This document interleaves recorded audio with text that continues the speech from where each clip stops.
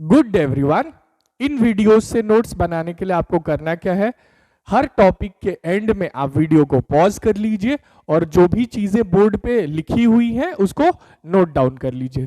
Thank you so much.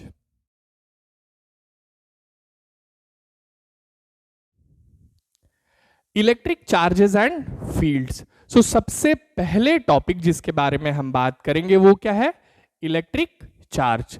तो charge कितने तरीके के होते हैं, बचपन से ही हम जानते हैं चार्ज दो तरीके के होते हैं। क्या क्या, positive charge and negative charge. Positive charge का मतलब होता है इलेक्ट्रॉन्स की कमी, इलेक्ट्रॉन्स की डेफिशिएंसी, और नेगेटिव चार्ज का मतलब होता है इलेक्ट्रॉन्स का एक्सेस। ठीक है, सो चार्ज के बारे में इतना याद रखिएगा। नेक्स्ट टॉपिक जिसके बारे में हम बात करेंगे वो है इलेक्ट्रोस्कोप। इसको गोल्ड लीफ इलेक्ट्रोस्कोप के नाम से भी जाना जाता है। इसका काम क्या होता है, ये एक इंस्ट्रूमेंट होता है which is used to detect the presence of charge on any body.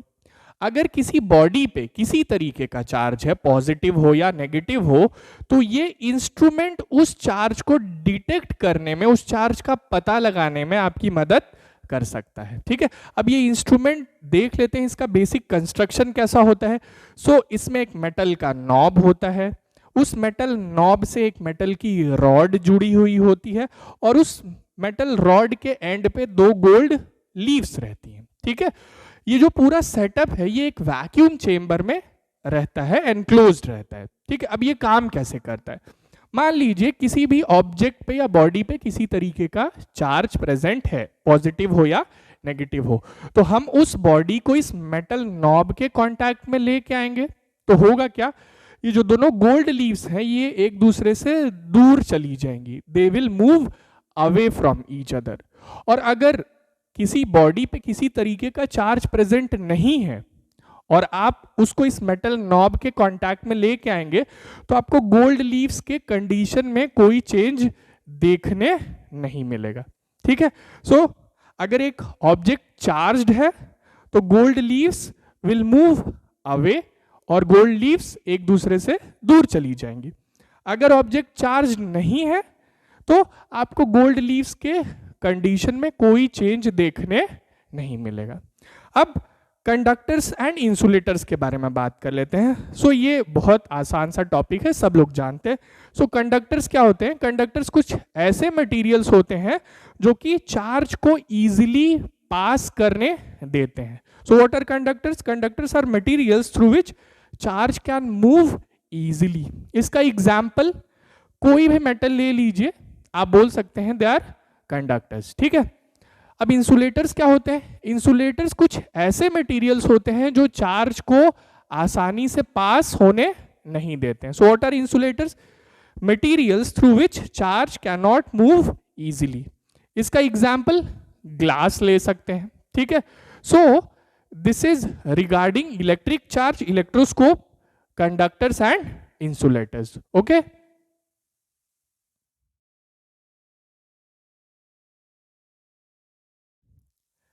Charging an object. किसी भी ऑब्जेक्ट को चार्ज कैसे किया जाता है, उससे पहले ग्राउंडिंग क्या होती है ये देख लेते हैं। तो ग्राउंडिंग का मतलब क्या होता है, किसी भी ऑब्जेक्ट को अर्थ से कनेक्ट कर देना, इसी चीज को बोला जाता है ग्राउंडिंग।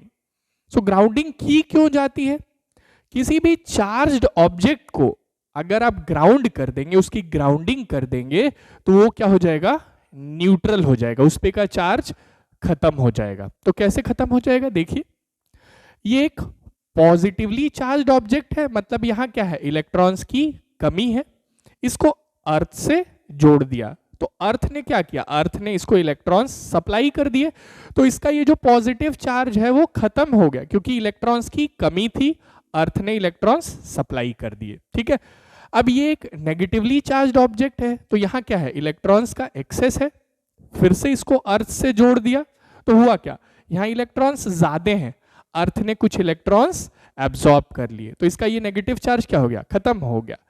इस तरीके से कोई भी चार्ज्ड ऑब्जेक्ट अगर आप अर्थ से जोड़ते हैं तो वो क्या हो जाता है, न्यूट्रल हो जाता है। ठीक है, अब किसी भी ऑब्जेक्ट को चार्ज करने के कितने मेथड्स होते हैं, दो मेथड्स होते हैं। क्या क्या, इंडक्शन एंड कंडक्शन। इंडक्शन में क्या होता है, आप किसी ऑब्जेक्ट को चार्ज करते हैं without bringing it in contact of another charged object, उसको किसी दूसरे चार्ज्ड ऑब्जेक्ट के कांटेक्ट में लाते नहीं है।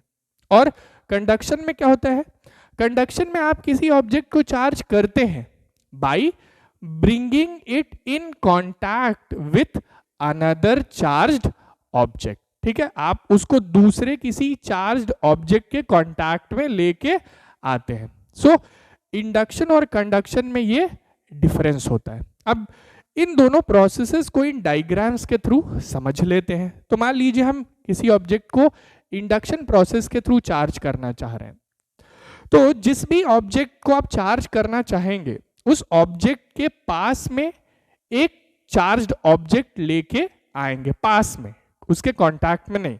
तो मान लीजिए हम इस पे पॉजिटिव चार्ज क्रिएट करना चाह रहे हैं, इस ऑब्जेक्ट को पॉजिटिव चार्ज देना चाह रहे हैं, तो ठीक उसका ऑपोजिटली चार्ज्ड ऑब्जेक्ट हम इसके पास में लेके आएंगे। ठीक है, सो अगर हम इस पे पॉजिटिव चार्ज देखना चाह रहे हैं तो हम नेगेटिवली चार्ज्ड ऑब्जेक्ट इसके पास में लेके आए, तो हुआ क्या, इस ऑब्जेक्ट पे चार्जेस का सेपरेशन हो गया।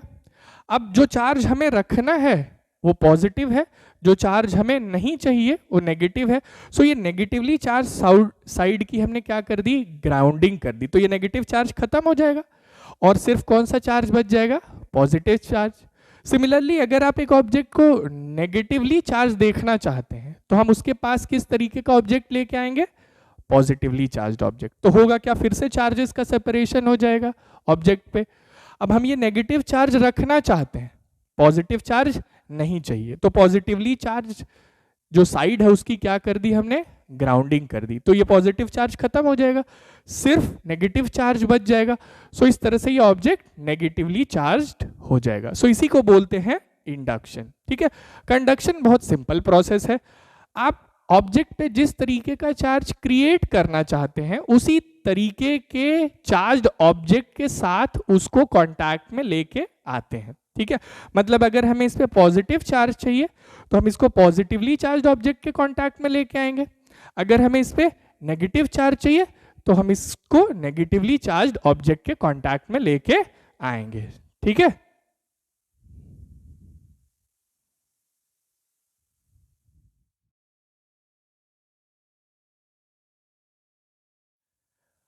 Properties of charge. So charge की कितनी प्रॉपर्टीज होती हैं, तीन। क्या क्या, additivity of charge, charge is conserved, और क्वांटाइजेशन ऑफ चार्ज।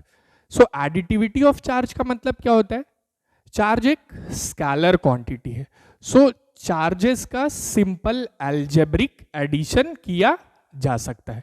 सो किसी भी बॉडी पे टोटल चार्ज निकालने के लिए आप क्या करेंगे, उस बॉडी पे जितने भी चार्जेस प्रेजेंट हैं उनका अलजेब्रिक एडिशन कर देंगे। फॉर एग्जाम्पल हमारे पास एक बॉडी है जिसको हमने कुछ चार्जेस दिए, क्या क्या दिया, +3 कूलम दिया, -2 कूलम का चार्ज दिया, +6 कूलम का चार्ज दिया। सो इस बॉडी पे टोटल चार्ज क्या होगा, 3 coulomb plus -2 coulomb plus 6 coulomb, so कितना टोटल हुआ, 7 coulomb.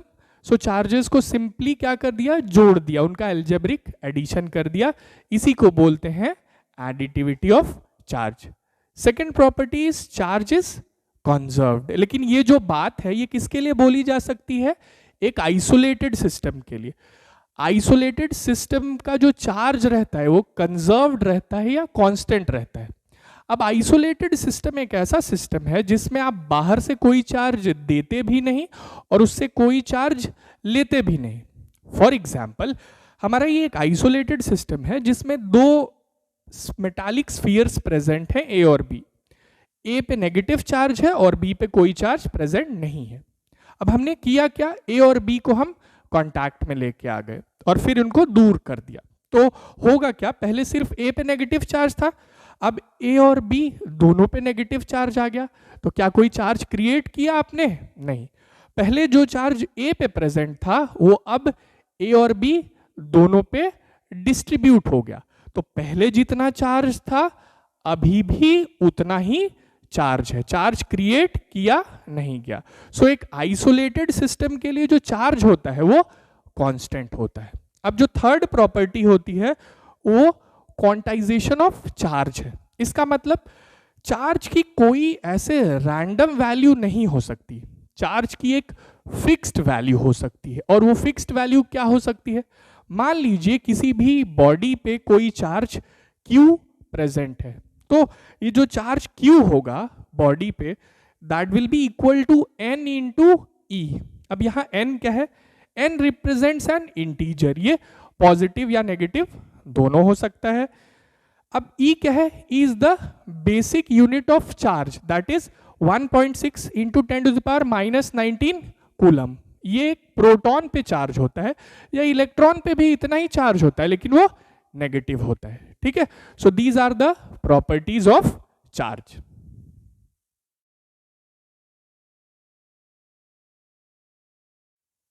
Coulomb's law. So Coulomb's law का यूज किया जाता है दो पॉइंट चार्जेस के बीच में फोर्स कैलकुलेट करने के लिए। ठीक है, सो कैसे चार्जेस के बीच में फोर्स कैलकुलेट करने के लिए? पॉइंट चार्जेस के बीच में फोर्स कैलकुलेट करने के लिए। सो सपोज करिए हमारे पास दो पॉइंट चार्जेस हैं Q1 और Q2, उन दोनों के बीच में जो डिस्टेंस है that is R। So Coulomb's law क्या बोलता है? कूलम्स लॉ बोलता है वो फोर्स जो उन दोनों पॉइंट चार्जेस के बीच में होगी that is directly proportional to the magnitude of product of the two point charges, और वो जो फोर्स होगी that is also inversely proportional to square of distance of separation between those two point charges. अब इन दोनों को अगर combine करके लिखा जाए तो ऐसे लिखा जा सकता है। अब ये एक रिलेशन है, इसको एक इक्वेशन में कन्वर्ट करने के लिए हमें कांस्टेंट ऑफ प्रोपोर्शनैलिटी से मल्टीप्लाई करते हैं which is K। So force between two point charges is equal to what? K Q1 into Q2 का मैग्नीट्यूड डिवाइडेड बाई R का स्क्वायर। अब ध्यान दीजिएगा ये जो फॉर्मूला है ये दो पॉइंट चार्जेस के बीच में आपको क्या देता है? फोर्स, और वो भी फोर्स का मैग्नीट्यूड देता है।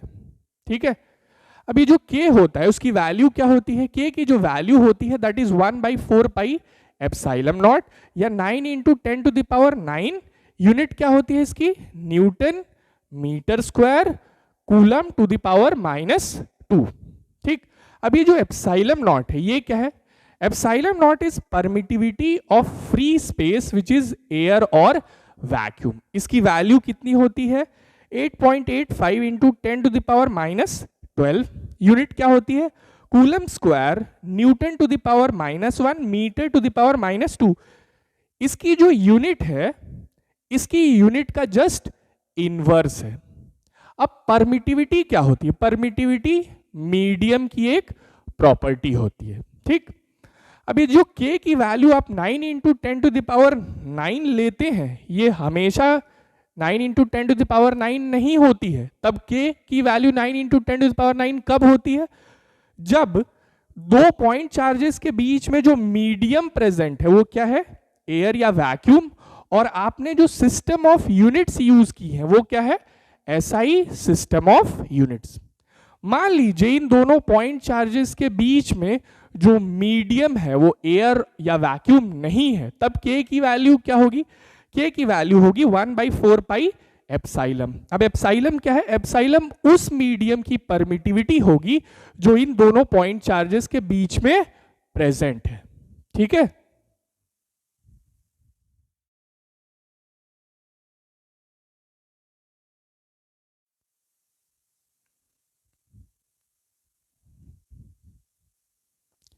Coulomb's law in vector notation. So force एक वेक्टर क्वांटिटी है, इसका मैग्नीट्यूड और डायरेक्शन दोनों होता है। सो दो पॉइंट चार्जेस के बीच में जो फोर्स होगी उसका मैग्नीट्यूड और डायरेक्शन दोनों कैलकुलेट करने में हमारी हेल्प करता है Coulomb's law in vector notation. ठीक है, सो इसको समझ लेते हैं। सपोज करिए हमारे पास दो पॉजिटिव पॉइंट चार्जेस हैं Q1 और Q2। अब Q1 और Q2 के पोजीशन वेक्टर्स हैं R1 एंड R2। अब पोजीशन वेक्टर क्या होता है? एक ऐसा वेक्टर जो किसी पॉइंट को ओरिजिन से जोड़ता है, उसी को हम बोलते हैं पोजीशन वेक्टर। ठीक, सो Q1 का पोजीशन वेक्टर R1 है और Q2 का पोजीशन वेक्टर R2 है। ठीक है, सो ये हमारे R1 and R2।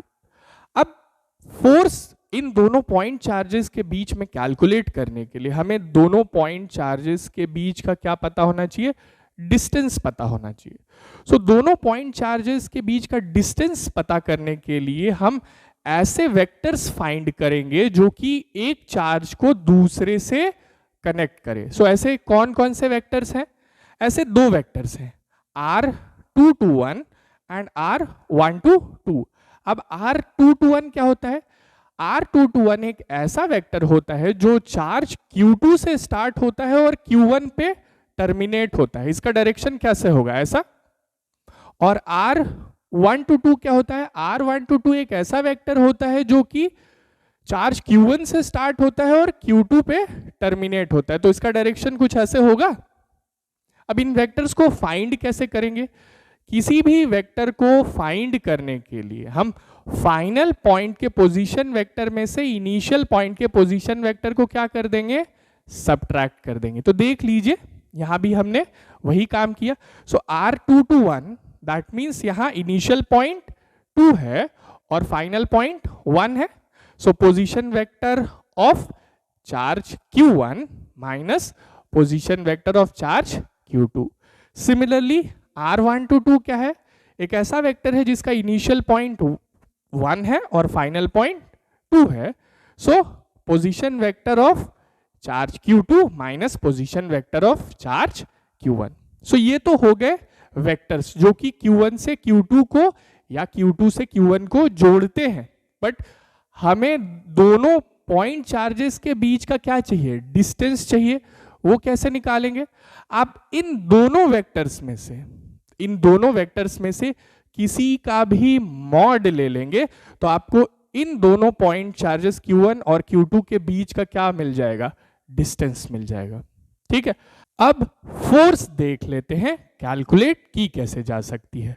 So force on charge q1 because of charge q2। सो इसका मतलब क्या है, वो फोर्स जो कि चार्ज q1 पे लग रही है q2 के वजह से, और उसका एक्सप्रेशन लिखा कैसे जाएगा, that is equal to k q1 q2 divided by r221 का whole square into r221 unit vector. अब ध्यान से देखिएगा इसको लिखा कैसे गया है, जो सब्सक्रिप्ट्स इधर हैं ठीक उसके ऑपोजिट सब्सक्रिप्ट्स उधर है, इधर 1 2 उधर 2 1 2 1। अब ये क्या है, this is the distance between point charge q1 and q2।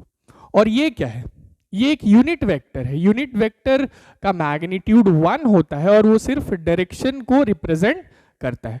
सो ये एक ऐसा यूनिट वेक्टर है जो कि 2 से 1 के तरफ पॉइंट कर रहा है, किधर से 2 से 1 के तरफ। सो फोर्स जो कि चार्ज q1 पे लग रही है बिकॉज ऑफ चार्ज q2, उसका डायरेक्शन उसी यूनिट वेक्टर के डायरेक्शन में है। बात समझ में आ रही है, जो ये फोर्स है इसका डायरेक्शन इस यूनिट वेक्टर के डायरेक्शन के अलोंग होगा, और ये जो चीज है ये आपको क्या दे देगी, this will give you the magnitude of the force.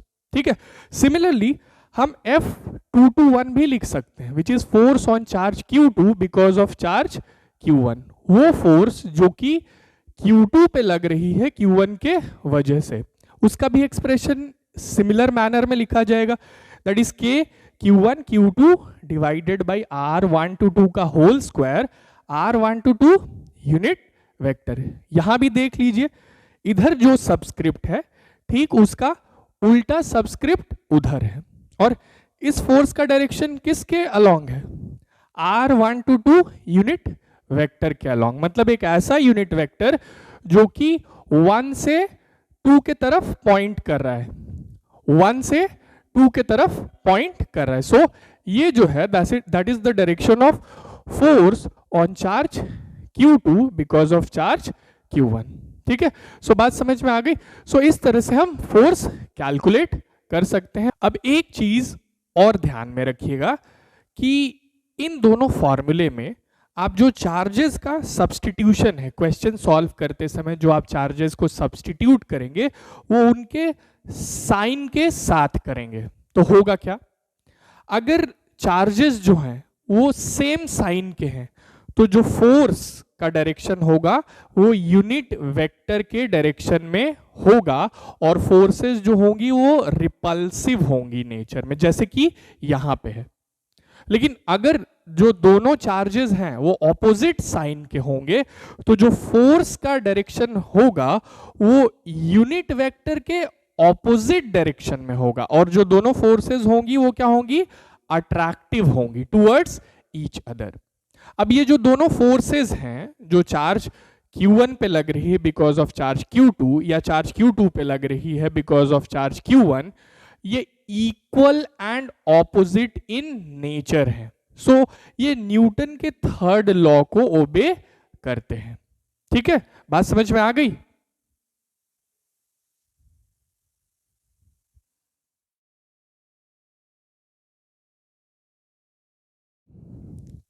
Force between multiple charges. So अभी अभी हमने कूलम्स लॉ के बारे में बात की। कूलम्स लॉ हमारी हेल्प करता है दो पॉइंट चार्जेस के बीच में फोर्स कैलकुलेट करने के लिए। लेकिन मान लीजिए हमारे पास अगर एक ऐसा सिस्टम है जहां दो से ज्यादा पॉइंट चार्जेस प्रेजेंट हैं तो उनके बीच में जो फोर्स होगी वो हम कैसे कैलकुलेट करेंगे, तो चलिए देख लेते हैं। तो मान लीजिए हमारे पास कुछ इस तरीके का सिस्टम है जहां 4 पॉइंट चार्जेस हैं, क्या क्या, Q1, Q2, Q3 और Q4। अब हम ये मान लेते हैं कि ये सारे जो चार्जेस हैं ये पॉजिटिव चार्जेस हैं। हमें जो फोर्स कैलकुलेट करनी है वो Q1 पे कैलकुलेट करनी है जो कि लग रही है Q2, Q3 और Q4 के वजह से। लेकिन फोर्स कैलकुलेट करने के लिए हमारे पास जो फॉर्मूला है वो कूलम्स लॉ का है जो कि दो पॉइंट चार्जेस के बीच में फोर्स कैलकुलेट कर सकता है।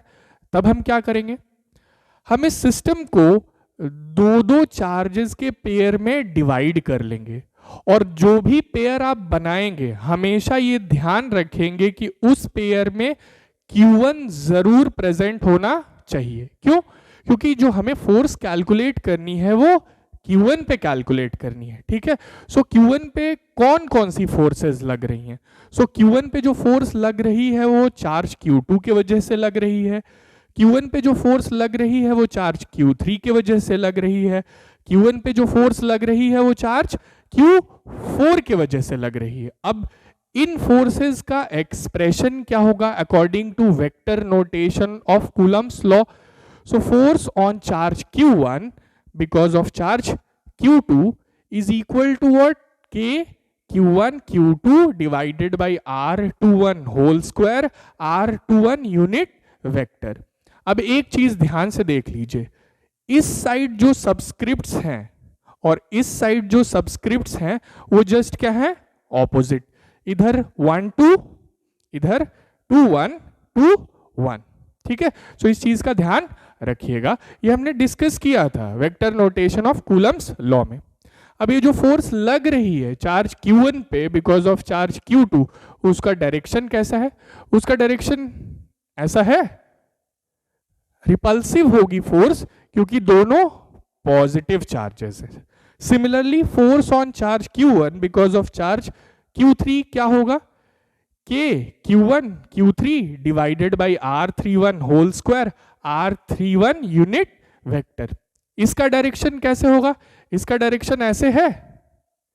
Similarly force on charge Q1 because of charge Q4 क्या होगा? K Q1 Q4 divided by R41 whole square R41 unit vector. इसका डायरेक्शन कैसे होगा? इसका डायरेक्शन कुछ ऐसे होगा। सो ये हमने सारे फोर्सेस के एक्सप्रेशन देख लिए जो Q1 पे लग रहे हैं, हमने उनका डायरेक्शन भी देख लिया, लेकिन हमें टोटल फोर्स कैलकुलेट करनी है किस पे? Q1 पे। और वो कैसे कैलकुलेट होगी? ये जो फोर्सेस हैं हम इनको क्या कर देंगे, ऐड कर देंगे, जोड़ देंगे। बट फोर्स एक वेक्टर क्वांटिटी है, आप जो उसका एडिशन करेंगे वो वेक्टर एडिशन के लॉज के हिसाब से होगा। ठीक है, so total force on charge Q1 calculate करने के लिए ये जो फोर्सेस हैं हम इनका क्या कर देंगे, वेक्टर एडिशन कर देंगे। और इसी को बोला जाता है प्रिंसिपल ऑफ सुपरपोजिशन। ठीक है।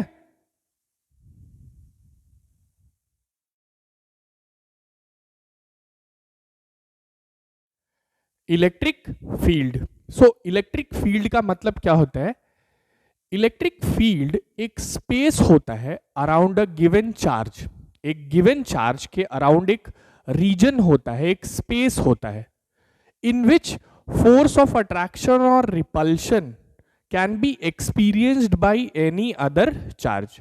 सो इलेक्ट्रिक फील्ड एक गिवन चार्ज के अराउंड एक स्पेस होता है, रीजन होता है, जिसमें अगर आप किसी दूसरे चार्ज को ले आके रखते हैं तो उस पर क्या लगता है? कोई अट्रैक्टिव या रिपल्सिव फोर्स लगती है। अब ये डिपेंड करता है कि जो चार्ज है वो किस तरीके का है, उसके हिसाब से अट्रैक्टिव या रिपल्सिव फोर्स लगेगी। ठीक है, अब इलेक्ट्रिक फील्ड को मेजर कैसे करते हैं? मान लीजिए कोई एक गिवन चार्ज है, उसके अराउंड इलेक्ट्रिक फील्ड है, तो हम चाहते हैं कि किसी एक पर्टिकुलर पॉइंट पे हम इलेक्ट्रिक फील्ड की वैल्यू मेजर कर लें। तो वो कैसे करेंगे? हम उस पर्टिकुलर पॉइंट पे एक पॉजिटिव टेस्ट चार्ज ले आके रखते हैं। पॉजिटिव टेस्ट चार्ज का मतलब एक पॉजिटिव चार्ज जो बहुत छोटा होता है। ठीक है, सो पॉजिटिव टेस्ट चार्ज को ले आके रखेंगे, उसके बाद क्या करेंगे? हम उस पॉजिटिव टेस्ट चार्ज पे फोर्स कैलकुलेट करते हैं। क्या कैलकुलेट करते हैं? फोर्स। और उस पॉजिटिव टेस्ट चार्ज पे लगने वाली फोर्स को उसी टेस्ट चार्ज से डिवाइड कर देते हैं। तो हमें ये क्या दे देगा? ये हमें उस पॉइंट पे इलेक्ट्रिक फील्ड की वैल्यू दे देगा। तो चलिए देख लेते हैं ये किया कैसे जाता है। मान लीजिए हमारे पास एक पॉजिटिव चार्ज कैपिटल Q है और इसके आसपास एक इलेक्ट्रिक फील्ड एग्जिस्ट करेगा। तो हमने एक पॉइंट P सेलेक्ट किया जो कि इस चार्ज कैपिटल Q से R डिस्टेंस की दूरी पे है और हमें इस पॉइंट P पे इलेक्ट्रिक फील्ड कैलकुलेट करना है। तो हम क्या करेंगे? हम इस पॉइंट P पे एक पॉजिटिव टेस्ट चार्ज Q0 ले आके रखेंगे। अब क्या करेंगे? हम उस पॉजिटिव टेस्ट चार्ज पे जो फोर्स लगेगी, उस पॉजिटिव टेस्ट चार्ज Q0 पे जो फोर्स लगेगी because of this charge capital Q, वो कैलकुलेट करेंगे। ये F Q0 Q क्या रिप्रेजेंट करता है? Force on Q0 due to the charge capital Q। So हमने उस टेस्ट चार्ज पे लगने वाली फोर्स कैलकुलेट कर ली। अब इस फोर्स को हम उसी टेस्ट चार्ज से डिवाइड कर देंगे। सो जो फोर्स लगेगी उस टेस्ट चार्ज Q0 पे, उसका एक्सप्रेशन क्या होगा? According to Coulomb's law that will be K Q0 Q divided by R का स्क्वायर। और हम इस फोर्स को उसी पॉजिटिव टेस्ट चार्ज से डिवाइड कर देंगे। सो Q0 से डिवाइड कर दिया। सो Q0 क्या हो गया? कैंसल आउट हो गया। सो बच क्या गया? K Q divided by R का स्क्वायर। अब यहाँ K क्या है? K की वैल्यू होती है 1/4 पाई एप्सिलॉन नॉट, आप सब लोग जानते हैं। सो ये एक्सप्रेशन किस चीज का है? ये एक्सप्रेशन इलेक्ट्रिक फील्ड का है जो कि किसी चार्ज कैपिटल Q के वजह से होगा एक पॉइंट P पे, और वो पॉइंट P इस चार्ज से कितने डिस्टेंस की दूरी पे है? R डिस्टेंस की दूरी पे है। So this is the value of electric field at point P। So electric field at point P। अब इलेक्ट्रिक फील्ड के बारे में और कुछ चीजें जान लेते हैं। क्या? इलेक्ट्रिक फील्ड जो है ये एक वेक्टर क्वांटिटी है। ठीक है, ये वेक्टर क्वांटिटी है, इसका मैग्नीट्यूड और डायरेक्शन दोनों होगा। ये हमने मैग्नीट्यूड कैलकुलेट किया, अभी डायरेक्शन भी देख लेते हैं। इसकी जो SI यूनिट होती है वो क्या होती है? Newton per coulomb. ये इसी फॉर्मूले से आप बता सकते हैं, force by charge, so that is newton per coulomb. So SI unit newton per coulomb. अब जो डायरेक्शन होता है इलेक्ट्रिक फील्ड का, that is same as direction of force on the positive test charge. जो इलेक्ट्रिक फील्ड का direction होगा वो उसी डायरेक्शन में होगा जिस डायरेक्शन में पॉजिटिव टेस्ट चार्ज पे फोर्स लगती है। फॉर एग्जाम्पल मान लीजिए हमारे पास एक पॉजिटिव चार्ज है। सो एक पॉजिटिव चार्ज के अराउंड जो इलेक्ट्रिक फील्ड होता है उसका डायरेक्शन रेडियली आउटवर्ड होता है, बाहर की तरफ। क्यों?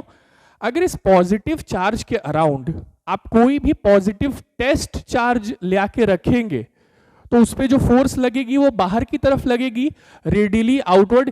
इसीलिए एक पॉजिटिव चार्ज के अराउंड जो इलेक्ट्रिक फील्ड का डायरेक्शन होता है वो क्या होता है, रेडियली आउटवर्ड।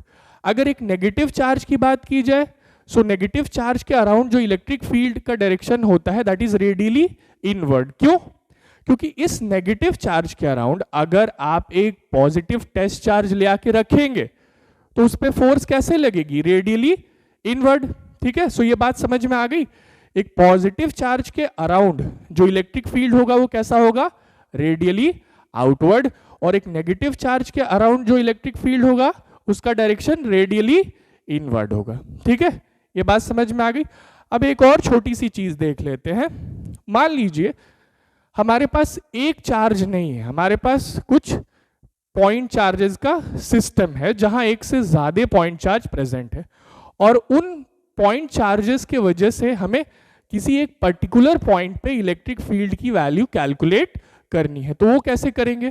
फॉर एग्जाम्पल मान लीजिए हमारे पास एक सिस्टम है जिसमें 3 पॉइंट चार्जेस प्रेजेंट हैं, positive charge Q1, positive charge Q2 और नेगेटिव चार्ज Q3। इन तीनों चार्जेस के वजह से हमें पॉइंट P पे इलेक्ट्रिक फील्ड की वैल्यू कैलकुलेट करनी है। तो हम करेंगे क्या, हम इन चार्जेस के वजह से इलेक्ट्रिक फील्ड की वैल्यू कैलकुलेट करेंगे पॉइंट P पे 1 by 1। कौन से फॉर्मूले का यूज करके? इस फॉर्मूले का यूज करके। सो Q1 के वजह से जो इलेक्ट्रिक फील्ड होगा उसका डायरेक्शन क्या होगा, रेडियली आउटवर्ड, क्योंकि Q1 पॉजिटिव चार्ज है। सिमिलरली Q2 के वजह से जो इलेक्ट्रिक फील्ड का डायरेक्शन होगा वो भी रेडियली आउटवर्ड होगा, क्योंकि Q2 भी पॉजिटिव चार्ज है। Q3 के वजह से इलेक्ट्रिक फील्ड का डायरेक्शन क्या होगा, रेडियली इनवर्ड, क्योंकि Q3 नेगेटिव चार्ज है। सो हमने इन तीनों चार्जेस की वजह से इलेक्ट्रिक फील्ड की वैल्यू कैलकुलेट कर ली और उनका डायरेक्शन भी देख लिया। तो total electric field at point P calculate करने के लिए हम क्या करेंगे, इन तीनों चार्जेस के वजह से जो इलेक्ट्रिक फील्ड है उसका क्या कर देंगे, वेक्टर सम कर देंगे। तो हमें क्या मिल जाएगा, total electric field at point P। ठीक है,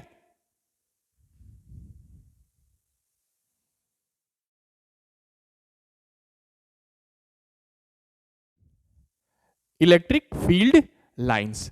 सो इलेक्ट्रिक फील्ड लाइंस का काम होता है इलेक्ट्रिक फील्ड के नेचर को रिप्रेजेंट करना। अब इलेक्ट्रिक फील्ड लाइंस जो हो सकती हैं वो स्ट्रेट हो सकती हैं या कर्व्ड हो सकती हैं, और ये बड़ा इंपॉर्टेंट पॉइंट है। अगर इलेक्ट्रिक फील्ड लाइन के किसी भी पॉइंट पे आप एक टैंजेंट ड्रॉ करते हैं तो वो टैंजेंट का डायरेक्शन आपको क्या बताता है, वो टैंजेंट का डायरेक्शन आपको इलेक्ट्रिक फील्ड का डायरेक्शन बताता है उस पर्टिकुलर पॉइंट पे। ठीक है, सो ये कुछ इलेक्ट्रिक फील्ड लाइंस का रिप्रेजेंटेशन है कुछ चार्जेस के अराउंड। सो पॉजिटिव चार्ज की वजह से जो इलेक्ट्रिक फील्ड लाइंस होंगी वो रेडियली आउटवर्ड डायरेक्शन में होंगी, देख लीजिए। नेगेटिव चार्ज की वजह से जो इलेक्ट्रिक फील्ड लाइंस होंगी वो रेडियली इनवर्ड डायरेक्शन में है। अब ये दो पॉजिटिव पॉइंट चार्जेस हैं तो दोनों की वजह से जो इलेक्ट्रिक फील्ड लाइंस हैं वो आउटवर्ड डायरेक्शन में है, देख सकते हैं आप। सिमिलरली यहाँ एक पॉजिटिव पॉइंट चार्ज और नेगेटिव पॉइंट चार्ज के अराउंड इलेक्ट्रिक फील्ड लाइंस हैं। सो पॉजिटिव पॉइंट चार्ज की वजह से जो इलेक्ट्रिक फील्ड लाइंस हैं वो आउटवर्ड डायरेक्शन में है और नेगेटिव की वजह से वो इनवर्ड डायरेक्शन में है। ठीक है, सो ये कुछ चार्जेस के अराउंड इलेक्ट्रिक फील्ड लाइंस का रिप्रेजेंटेशन हो गया। अब इलेक्ट्रिक फील्ड लाइंस की कुछ बहुत इंपॉर्टेंट प्रॉपर्टीज होती हैं, तो देख लेते हैं क्या क्या होती हैं। जो इलेक्ट्रिक फील्ड लाइंस होती हैं वो एक चार्ज्ड कंडक्टर के अंदर एग्जिस्ट नहीं करती। सो electric field lines do not exist inside a charged conductor. ठीक है, अब दो इलेक्ट्रिक फील्ड लाइंस कभी भी इंटरसेक्ट नहीं कर सकती। क्यों? क्योंकि अगर इंटरसेक्ट करेंगी तो जो पॉइंट ऑफ इंटरसेक्शन होगा वहां दो टैंजेंट्स ड्रॉ किए जा सकते हैं और दो टैंजेंट्स दो इलेक्ट्रिक फील्ड के डायरेक्शन को रिप्रेजेंट करेंगे जो कि पॉसिबल नहीं है। तो no two electric field lines intersect because at point of intersection two tangents are possible which represent two direction of electric field which is not possible. अब जो इलेक्ट्रिक फील्ड लाइंस की closeness होती है वो electric field के strength को represent करती है। जहां इलेक्ट्रिक फील्ड लाइंस पास में हैं, क्राउडेड हैं, वहां इलेक्ट्रिक फील्ड स्ट्रांग होता है, और जहां इलेक्ट्रिक फील्ड लाइंस दूर हैं, स्पेस्ड हैं, वहां इलेक्ट्रिक फील्ड क्या होता है, वीक होता है, कमजोर होता है। अब इलेक्ट्रिक फील्ड लाइंस जो होती हैं वो क्लोज्ड लूप्स फॉर्म नहीं करती। याद रखिएगा, electric field lines do not form closed loops. और जो लास्ट इंपॉर्टेंट प्रॉपर्टी है that is electric field lines are normal to the charged surface. जो चार्ज सरफेस होता है उसके जो इलेक्ट्रिक फील्ड लाइंस होती हैं वो परपेंडिकुलर होती हैं, नॉर्मल होती हैं। ठीक है, सो ये कुछ important properties electric field lines की याद रखिएगा।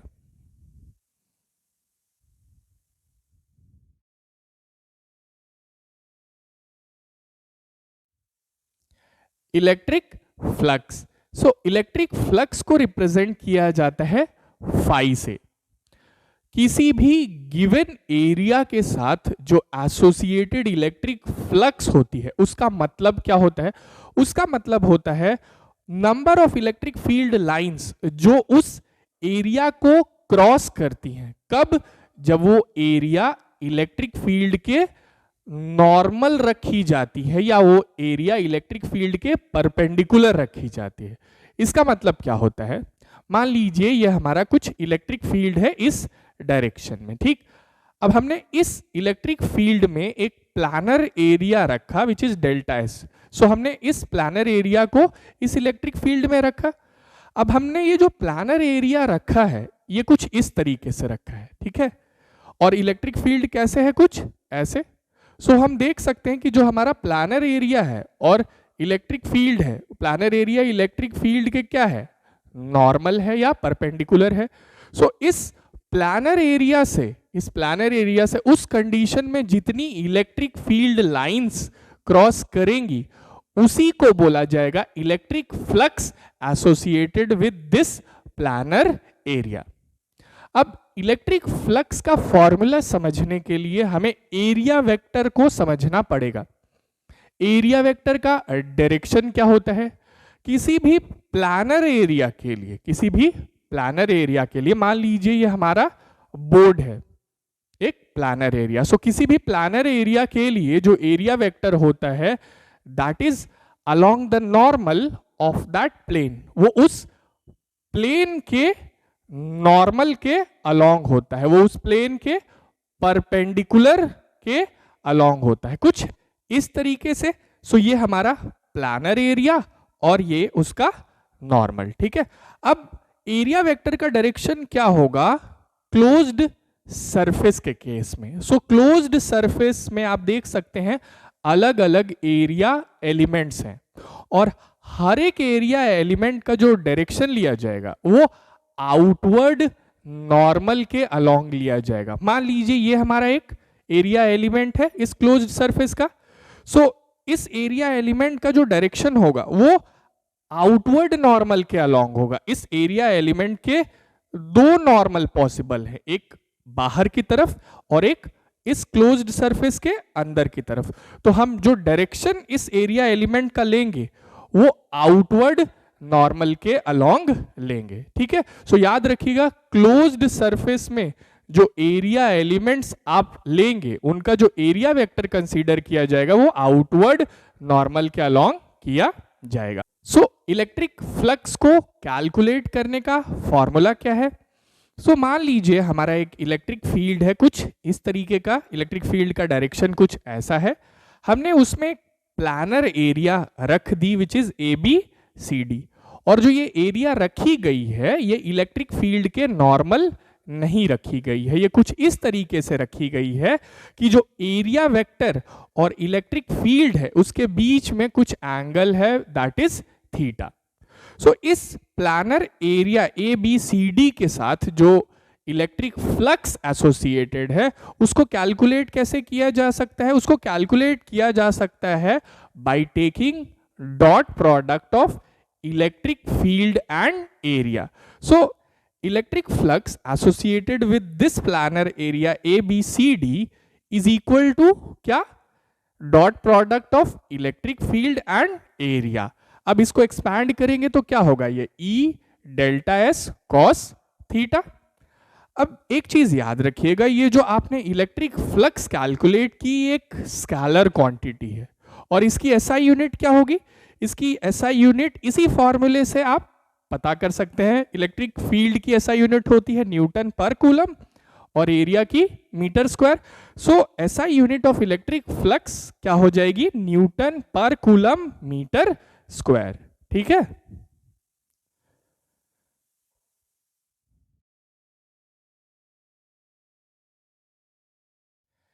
Electric dipole. तो इलेक्ट्रिक डाइपोल क्या होता है, electric dipole equal and opposite charges का एक पेयर होता है जिनके बीच में कुछ डिस्टेंस होता है। तो electric dipole is a pair of equal and opposite point charges separated by small distance. मान लीजिए हमारे पास दो पॉइंट चार्जेस हैं, एक नेगेटिव और एक positive. Negative charge minus Q, positive charge plus Q, इनके बीच में कुछ डिस्टेंस है, वो क्या है 2a। इसी को बोलते हैं इलेक्ट्रिक डाइपोल। ठीक है, अब एक इलेक्ट्रिक डाइपोल पे जो टोटल चार्ज होता है वो कितना होता है, 0। क्यों भाई, एक चार्ज प्लस क्यू, दूसरा चार्ज माइनस क्यू, तो टोटल चार्ज 0। एक इलेक्ट्रिक डाइपोल का पैरामीटर होता है जिसको आप बोलते हैं डाइपोल मोमेंट। इसको रिप्रेजेंट किया जाता है P से। इसको कैलकुलेट कैसे करेंगे, dipole moment is equal to magnitude of any one of the charges into distance of separation between them. मतलब दोनों चार्जेस में से किसी एक का मैग्नीट्यूड ले लीजिए और उसको मल्टीप्लाई कर दीजिए जो दोनों चार्जेस के बीच का डिस्टेंस है, तो आपको क्या मिल जाएगा, आपको डाइपोल मोमेंट मिल जाएगा। अब डाइपोल मोमेंट एक वेक्टर क्वांटिटी है, तो इसका डायरेक्शन क्या होगा, डाइपोल मोमेंट का डायरेक्शन नेगेटिव चार्ज से पॉजिटिव चार्ज के तरफ होता है, ऐसे। ठीक है, सो डायरेक्शन क्या होता है, नेगेटिव से पॉजिटिव के तरफ। इसकी एसआई यूनिट क्या होती है, इसकी एसआई यूनिट आप इसी फॉर्मूले से पता कर सकते हैं, चार्ज इनटू डिस्टेंस, सो कूलम मीटर। सो एसआई यूनिट क्या होगी डाइपोल मोमेंट की, कूलम मीटर। अब एक शब्द आप क्वेश्चन सॉल्व करते समय अक्सर सुनते हैं, शॉर्ट डाइपोल या ideal dipole. So short dipole या आइडियल डाइपोल का मतलब क्या होता है, अगर दोनों पॉइंट चार्जेस के बीच का डिस्टेंस बहुत कम हो जाए, ठीक है, बहुत कम हो जाए, तो हम इस तरह के डाइपोल को बोलते हैं शॉर्ट डाइपोल या आइडियल डाइपोल। सो आइडियल या शॉर्ट डाइपोल में distance between the charges tends to 0, इसका मतलब बहुत कम हो जाता है। ठीक है,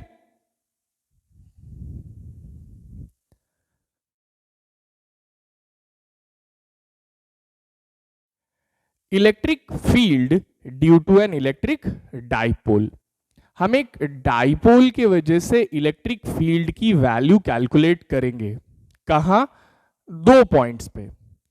पहला जो पॉइंट होगा वो डाइपोल के एक्सिस या एक्सियल लाइन पे लाई करेगा, और जो दूसरा पॉइंट होगा वो डाइपोल के इक्वेटोरियल लाइन पे लाई करेगा।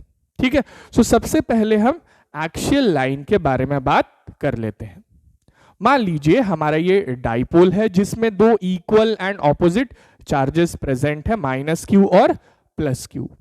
इन दोनों चार्जेस के बीच का जो डिस्टेंस है वो हमने कितना मान लिया, 2a।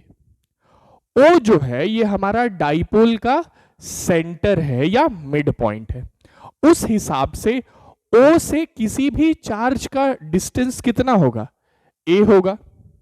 अब हमने एक ऐसी लाइन ड्रॉ की जो कि इन दोनों चार्जेस को ज्वाइन करती है, और हमने इसको दोनों साइड क्या कर दिया, एक्सटेंड कर दिया।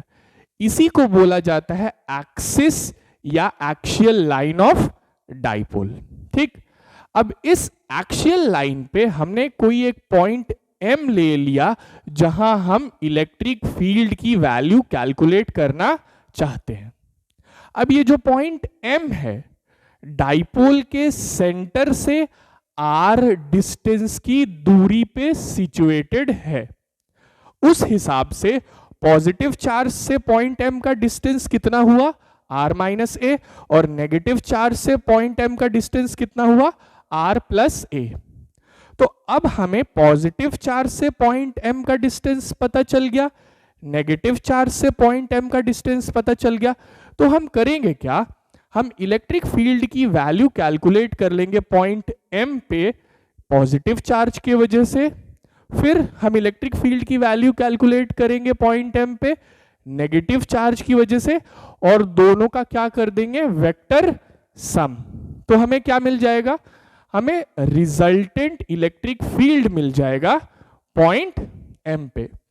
तो जो रिजल्टेंट इलेक्ट्रिक फील्ड होगा पॉइंट M पे, उसका मैग्नीट्यूड क्या होगा, उसका मैग्नीट्यूड कुछ इस तरह से होगा, P divided by 4 pi epsilon not 2R divided by R square minus A square का होल स्क्वायर।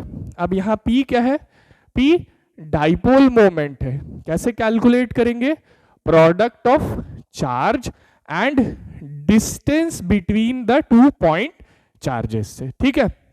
अब ये जो फॉर्मूला है, किसी भी डाइपोल के वजह से एक्सियल लाइन पे आपको इलेक्ट्रिक फील्ड की वैल्यू कैलकुलेट करने में मदद करेगा। लेकिन मान लीजिए जो डाइपोल आप ले रहे हैं वो एक शॉर्ट डाइपोल है या आइडियल डाइपोल है। तो शॉर्ट डाइपोल या आइडियल डाइपोल क्या होता है, एक ऐसा डाइपोल जिनमें दोनों पॉइंट चार्जेस के बीच का जो डिस्टेंस है वो बहुत कम होता है। तो हम मान सकते हैं कि जो R डिस्टेंस है, R डिस्टेंस क्या है, पॉइंट M का distance centre of the dipole से। सो जो R डिस्टेंस है वो बहुत बड़ा है, किससे, A से। तो शॉर्ट डाइपोल के लिए आप ये मान सकते हैं कि R की जो वैल्यू है वो बहुत बड़ी होगी, किसके कंपैरिजन में, A के कंपैरिजन में। सो इस फॉर्मूले में हम A को क्या कर सकते हैं, नेग्लेक्ट कर सकते हैं। सो जब हम इस फॉर्मूले में A को नेग्लेक्ट कर देंगे तो फॉर्मूला क्या हो जाएगा, इलेक्ट्रिक फील्ड की वैल्यू जो कि आपको एक शॉर्ट डाइपोल या आइडियल डाइपोल के वजह से मिलेगी, किसी भी पॉइंट पे जो कि एक्सियल लाइन पे लाई कर रहा है, उसकी वैल्यू क्या होगी, 2p divided by 4 pi epsilon not R cube, ठीक है। सो ये जो फॉर्मूला है किसी भी डाइपोल के वजह से एक्सियल लाइन पे इलेक्ट्रिक फील्ड की वैल्यू कैलकुलेट करने में आपकी मदद करेगा, और ये फॉर्मूला किसी भी शॉर्ट या आइडियल डाइपोल के वजह से एक्सियल लाइन पे इलेक्ट्रिक फील्ड की वैल्यू कैलकुलेट करने में आपकी मदद करेगा। अब इलेक्ट्रिक फील्ड एक वेक्टर क्वांटिटी है, आप सब जानते हैं। सो उसका डायरेक्शन क्या होगा, सो ये ध्यान में रखिएगा, जो पॉइंट M पे इलेक्ट्रिक फील्ड का डायरेक्शन होगा वो डाइपोल मोमेंट के डायरेक्शन में ही होगा, ठीक है। So direction of electric field at point M and dipole moment क्या होंगे, सेम होंगे। अब हम इलेक्ट्रिक फील्ड की वैल्यू कैलकुलेट कर लेते हैं किसी एक ऐसे पॉइंट पे जो कि कहां लाई कर रहा है, इक्वेटोरियल लाइन पे लाई कर रहा है। अब इक्वेटोरियल लाइन होती क्या है, इक्वेटोरियल लाइन एक ऐसी लाइन होती है जो कि हमारी इस एक्सियल लाइन, ये जो हमारी एक्सियल लाइन है उसके परपेंडिकुलर होती है, ठीक है। और इक्वेटोरियल लाइन एक्सियल लाइन के परपेंडिकुलर होने के साथ साथ डाइपोल के सेंटर से पास करती है, ठीक है, बात समझ में आई। सो हम इसी इक्वेटोरियल लाइन पे किसी एक पॉइंट M पे इलेक्ट्रिक फील्ड की वैल्यू कैलकुलेट करेंगे। तो हम अपना वही डाइपोल ले लेते हैं जिसमें -q और +q चार्जेस प्रेजेंट है।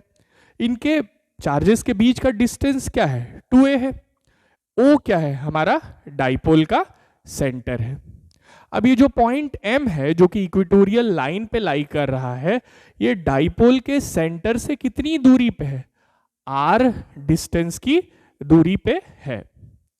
तो अगर हम चाहें तो इस नेगेटिव चार्ज से और इस पॉजिटिव चार्ज से पॉइंट M का डिस्टेंस निकाल सकते हैं। किसके हेल्प से?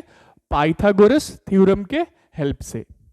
ये जो डिस्टेंस है ये R है, सेंटर से किसी भी चार्ज का डिस्टेंस कितना है? A है। सो पॉजिटिव चार्ज से पॉइंट M का डिस्टेंस क्या हुआ according to Pythagoras theorem? √r² plus a²। Negative charge से भी पॉइंट M की दूरी उतनी ही होगी। सो हमें पॉजिटिव चार्ज से पॉइंट M का डिस्टेंस पता चल गया, नेगेटिव चार्ज से पॉइंट M का डिस्टेंस पता चल गया। अब हम करेंगे क्या? पॉजिटिव चार्ज की वजह से इलेक्ट्रिक फील्ड कैलकुलेट करेंगे पॉइंट M पे, नेगेटिव चार्ज की वजह से इलेक्ट्रिक फील्ड कैलकुलेट करेंगे पॉइंट M पे, और दोनों का क्या कर देंगे? फिर से वेक्टर सम कर देंगे। तो हमें क्या मिल जाएगा? हमें मिलेगा resultant electric field at point M। सो जो रिजल्टेंट इलेक्ट्रिक फील्ड होगा पॉइंट M पे, उसका मैग्नीट्यूड क्या होगा? उसका मैग्नीट्यूड होगा P divided by 4 pi epsilon not r² plus a² का पावर 3/2। ठीक है। अब P क्या है? P डाइपोल मोमेंट है। कैलकुलेट कैसे करेंगे? Q into 2a, product of charge and distance between the 2 point charges से। अब ये जो फॉर्मूला है किसी भी डाइपोल के वजह से इक्वेटोरियल लाइन पे इलेक्ट्रिक फील्ड की वैल्यू आपको कैलकुलेट करके देगा। लेकिन मान लीजिए फिर से हमने जो डाइपोल ले लिया वो क्या है? शॉर्ट डाइपोल या आइडियल डाइपोल। सो फिर से वही बात हो जाएगी। शॉर्ट डाइपोल क्या होता है? एक ऐसा डाइपोल जिसमें पॉइंट चार्जेस के बीच का जो डिस्टेंस होता है वो बहुत कम होता है। तो हम फिर से मान सकते हैं कि ये जो R है वो A के कंपैरिजन में बहुत बड़ा है। हालांकि यहां दिख नहीं रहा है, बट शॉर्ट डाइपोल के लिए हम ये मानेंगे कि R जो है दैट इज जो पॉइंट M का डिस्टेंस है सेंटर ऑफ द डाइपोल से, वो बहुत बड़ा है। किसकी तुलना में? A की तुलना में। So for short dipole R जो है वो बहुत बड़ा है A से। सो हम इस फॉर्मूले में फिर से क्या कर देंगे? A को नेग्लेक्ट कर देंगे, और जब आप A को नेग्लेक्ट कर देंगे तो जो फॉर्मूला आएगा वो क्या आएगा? P divided by 4 pi epsilon not r³। तो ये फॉर्मूला क्या देगा? ये फॉर्मूला आपको एक शॉर्ट डाइपोल के वजह से इक्वेटोरियल लाइन पे इलेक्ट्रिक फील्ड की वैल्यू देगा। और ये फॉर्मूला ये किसी भी डाइपोल के वजह से इक्वेटोरियल लाइन पे इलेक्ट्रिक फील्ड की वैल्यू कैलकुलेट करने में आपकी मदद करेगा। अब इलेक्ट्रिक फील्ड एक वेक्टर क्वांटिटी है, तो उसका डायरेक्शन क्या होगा? इस केस में जो इलेक्ट्रिक फील्ड होगी पॉइंट M पे वो ऑपोजिट होगी डाइपोल मोमेंट के डायरेक्शन के। ठीक है। So direction of electric field at point M and dipole moment क्या होंगे? ऑपोजिट होंगे इस केस में।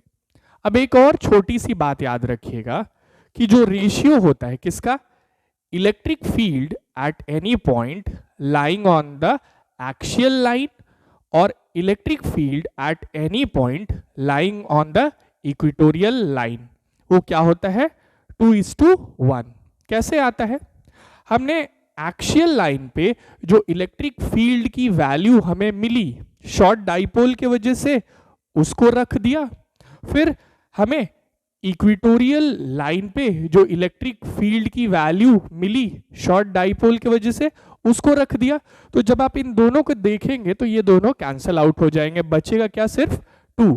सो electric field at any point lying on the axial line और electric field at any point lying on the equatorial line के बीच में जो रेशियो होता है वो कितने का होता है? 2:1 का। ठीक है।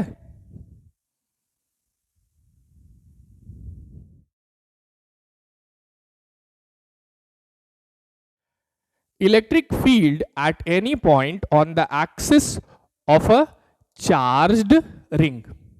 सो इस बार जो हम इलेक्ट्रिक फील्ड की वैल्यू कैलकुलेट करेंगे वो किसी पॉइंट पे करेंगे जो कि एक चार्ज्ड रिंग के एक्सिस पे लाई करेगा। तो चलिए देख लेते हैं। मान लीजिए ये हमारी एक सर्कुलर रिंग है। इस सर्कुलर रिंग को हमने कुछ पॉजिटिव चार्ज दे दिया। अब ये जो रिंग है इसका सेंटर है O और इसका जो रेडियस है वो A है। अब एक पॉइंट है P जो कि इस रिंग के एक्सिस पे लाई कर रहा है। तो सबसे पहले जान लेते हैं कि रिंग की एक्सिस क्या होती है। मान लीजिए ये हमारी रिंग है। सो एक्सिस एक ऐसी लाइन होती है जो इस रिंग के सेंटर से पास करेगी, ठीक है, और इस रिंग के प्लेन के परपेंडिकुलर होगी। तो समझ में आ गया एक्सिस क्या होती है। अब ये जो पॉइंट P है इस रिंग के एक्सिस पे कहीं सिचुएटेड है। इस पॉइंट P का जो डिस्टेंस है सेंटर से वो कितना है, R है। अब हमें क्या कैलकुलेट करना है, इस चार्ज्ड रिंग के वजह से इस पॉइंट P पे इलेक्ट्रिक फील्ड की वैल्यू कैलकुलेट करनी है। जो चार्ज इस रिंग को दिया गया है, मान लीजिए हमने Q चार्ज इस रिंग को प्रोवाइड कर दिया है। इलेक्ट्रिक फील्ड कैलकुलेट करने के लिए हमें जो फॉर्मूला पता है वो एक पॉइंट चार्ज के वजह से पता है। तो हम करेंगे क्या, हम इस रिंग को बहुत छोटे छोटे एलिमेंट्स में ब्रेक कर देंगे। तो वो छोटे छोटे एलिमेंट्स पॉइंट चार्जेस की तरह बिहेव करेंगे। सो मान लीजिए किसी भी जो एलिमेंट का डिस्टेंस होगा पॉइंट P से वो कितना होगा, वो हम कैलकुलेट कर सकते हैं with the help of Pythagoras theorem. मान लीजिए हमने कोई छोटा सा एलिमेंट इस रिंग के टॉप पे कंसीडर किया। सो उसका डिस्टेंस हम कैसे कैलकुलेट करेंगे, अगर ये एक राइट एंगल ट्रायंगल है सो वो जो डिस्टेंस होगा वो कितना होगा, √r² प्लस a²। सो इस तरह के सारे छोटे छोटे एलिमेंट्स जिसमें आपने इस रिंग को डिवाइड कर रखा है उन सब का जो डिस्टेंस होगा पॉइंट P से कितना होगा, √r² प्लस a²।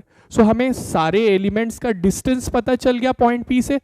तो हम करेंगे क्या, हम सारे एलिमेंट्स के वजह से पॉइंट P पे इलेक्ट्रिक फील्ड की वैल्यू कैलकुलेट कर लेंगे और सबको क्या कर देंगे, जोड़ देंगे to get the total electric field at point P because of this charged ring.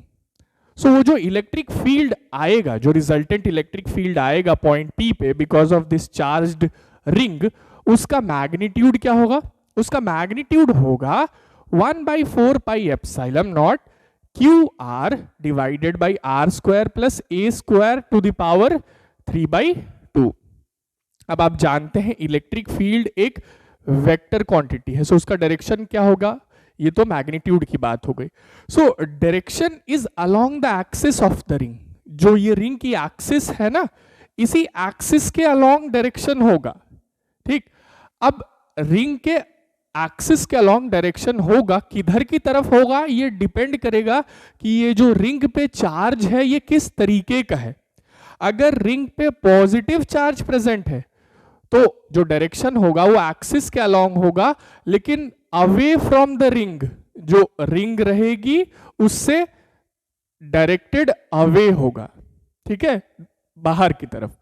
लेकिन अगर जो चार्ज्ड रिंग है उस पे जो चार्ज आपने प्रोवाइड कर रखा है वो नेगेटिव चार्ज है, सो वो जो इलेक्ट्रिक फील्ड का डायरेक्शन होगा वो एक्सिस के अलोंग होगा लेकिन रिंग के तरफ होगा, ठीक है।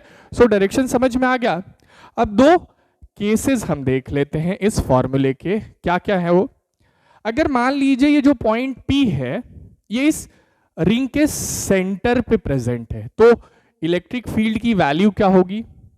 अगर पॉइंट P रिंग के सेंटर पे प्रेजेंट होगा तो ये R क्या हो जाएगा, 0 हो जाएगा, क्योंकि पॉइंट P कहां आ जाएगा, O पे आ जाएगा। सो R की वैल्यू क्या हो जाएगी, 0। सो अगर आप R की वैल्यू 0 पुट कर देंगे इस फॉर्मूले में तो इलेक्ट्रिक फील्ड की वैल्यू कितनी आ जाएगी, 0, ठीक है। अब दूसरा केस, अगर मान लीजिए ये जो पॉइंट P है इस रिंग से बहुत दूर लाई करता है, तो बहुत दूर लाई करेगा तो क्या होगा, ये जो R की वैल्यू है ये बहुत बड़ी हो जाएगी, किसके कंपैरिजन में, इस रिंग के रेडियस के कंपैरिजन में। सो अगर पॉइंट P बहुत दूर लाई करेगा तो R जो है वो बहुत बड़ा हो जाएगा ए के कंपैरिजन में। सो इस फॉर्मूले में हम ए को नेग्लेक्ट कर देंगे, और इस फॉर्मूले में जब आप ए को नेग्लेक्ट कर देंगे तो इलेक्ट्रिक फील्ड की जो वैल्यू आपको मिलेगी वो कितनी होगी, 1/4 pi epsilon naught Q divided by R square. और ये जो फॉर्मूला है एक पॉइंट चार्ज के वजह से इलेक्ट्रिक फील्ड को कैलकुलेट करने का फॉर्मूला है ना। इसका मतलब अगर पॉइंट जो है वो रिंग से बहुत डिस्टेंस पे, बहुत दूरी पे सिचुएटेड है, तो वो रिंग उस पॉइंट के लिए एक पॉइंट चार्ज की तरह बिहेव करेगी। ठीक है, so ring behaves as a point charge जब वो पॉइंट P है वो इससे बहुत दूरी पे रखा हुआ है। ठीक है, बात समझ में आ गई।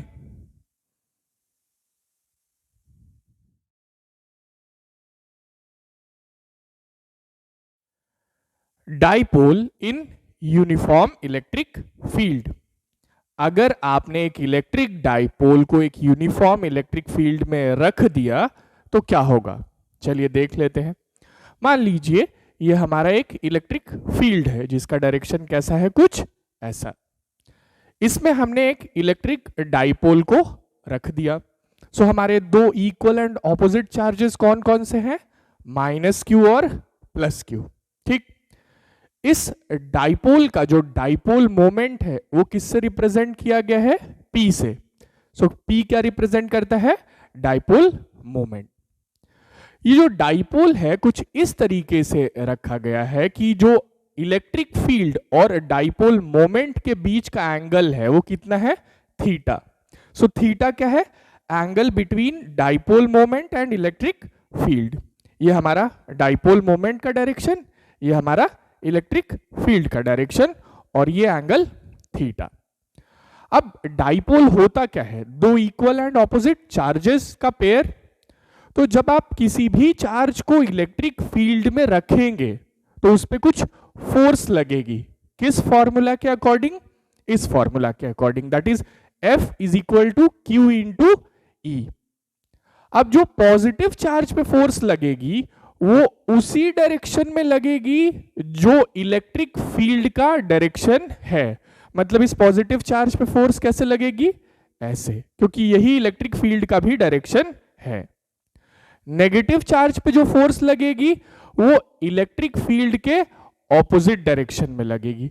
सो इस चार्ज पे फोर्स कैसे लगेगी, कुछ इस तरीके से, इलेक्ट्रिक फील्ड के ऑपोजिट डायरेक्शन में।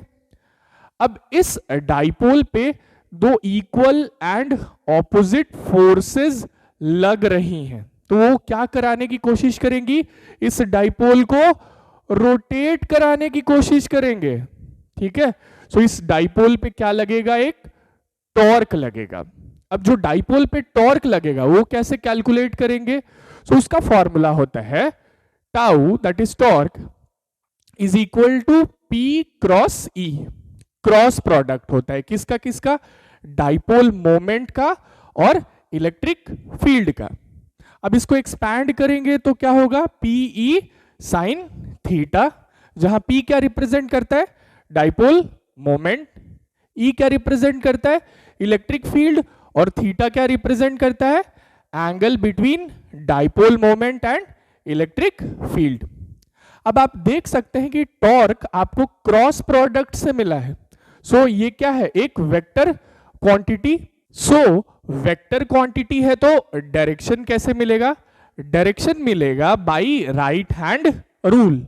और राइट हैंड रूल क्या बोलता है, हम अपने राइट हैंड के फिंगर्स को कर्ल करेंगे, किस डायरेक्शन में, P से E के तरफ।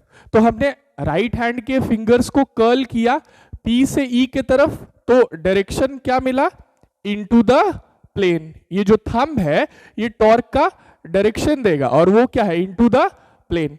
सो इस केस के लिए जो टॉर्क का डायरेक्शन होगा वो इनटू द प्लेन होगा। मिला कैसे, राइट हैंड रूल से। अब ये जो टॉर्क हमने कैलकुलेट की है इसके हम दो केसेस देखेंगे। क्या, एक केस में टॉर्क मैक्सिमम होगी और एक केस में टॉर्क मिनिमम होगी।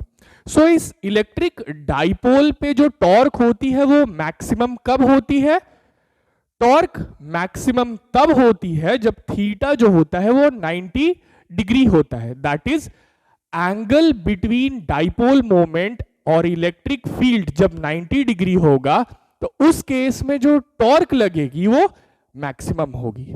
ठीक है, क्यों? क्योंकि अगर इस फॉर्मूले में मान लीजिए हमने थीटा की वैल्यू 90 पुट कर दी तो क्या होगा, पी, सो मैक्सिमम टॉर्क की वैल्यू क्या आ जाएगी, पी साइन थीटा की जो मैक्सिमम वैल्यू हो सकती है वो 1 हो सकती है। ठीक है, सो एक इलेक्ट्रिक डाइपोल पे लगने वाली टॉर्क मैक्सिमम तब होगी जब वो डाइपोल इलेक्ट्रिक फील्ड के क्या होगा, परपेंडिकुलर होगा। ठीक है, सो मैक्सिमम टॉर्क कब एक्ट करेगी, जब इलेक्ट्रिक डाइपोल इलेक्ट्रिक फील्ड के परपेंडिकुलर होगा। अब हम बात कर लेते हैं मिनिमम टॉर्क की। सो टॉर्क मिनिमम कब होगी, टॉर्क मिनिमम तब होगी जब ये जो थीटा है इसकी वैल्यू या तो 0 डिग्री हो या तो 180 डिग्री हो। तो अगर आप यहां थीटा की वैल्यू 0 पुट करेंगे या 180 पुट करेंगे, दोनों ही केसेस में जो टॉर्क होगी वो 0 होगी। क्यों? क्योंकि साइन 0 की वैल्यू 0 होती है और साइन 180 की भी वैल्यू 0 होती है। सो मिनिमम टॉर्क एक इलेक्ट्रिक डाइपोल पे क्या लग सकती है, 0। और वो कब लगेगी, जब डाइपोल इलेक्ट्रिक फील्ड के या तो पैरेलल हो, जिस डायरेक्शन में इलेक्ट्रिक फील्ड है उसी डायरेक्शन में डाइपोल मोमेंट का डायरेक्शन हो, या डाइपोल इलेक्ट्रिक फील्ड के एंटी पैरेलल हो, जिस डायरेक्शन में इलेक्ट्रिक फील्ड है डाइपोल मोमेंट का डायरेक्शन जस्ट उसके ऑपोजिट हो। ठीक है, सो बात समझ में आ गई।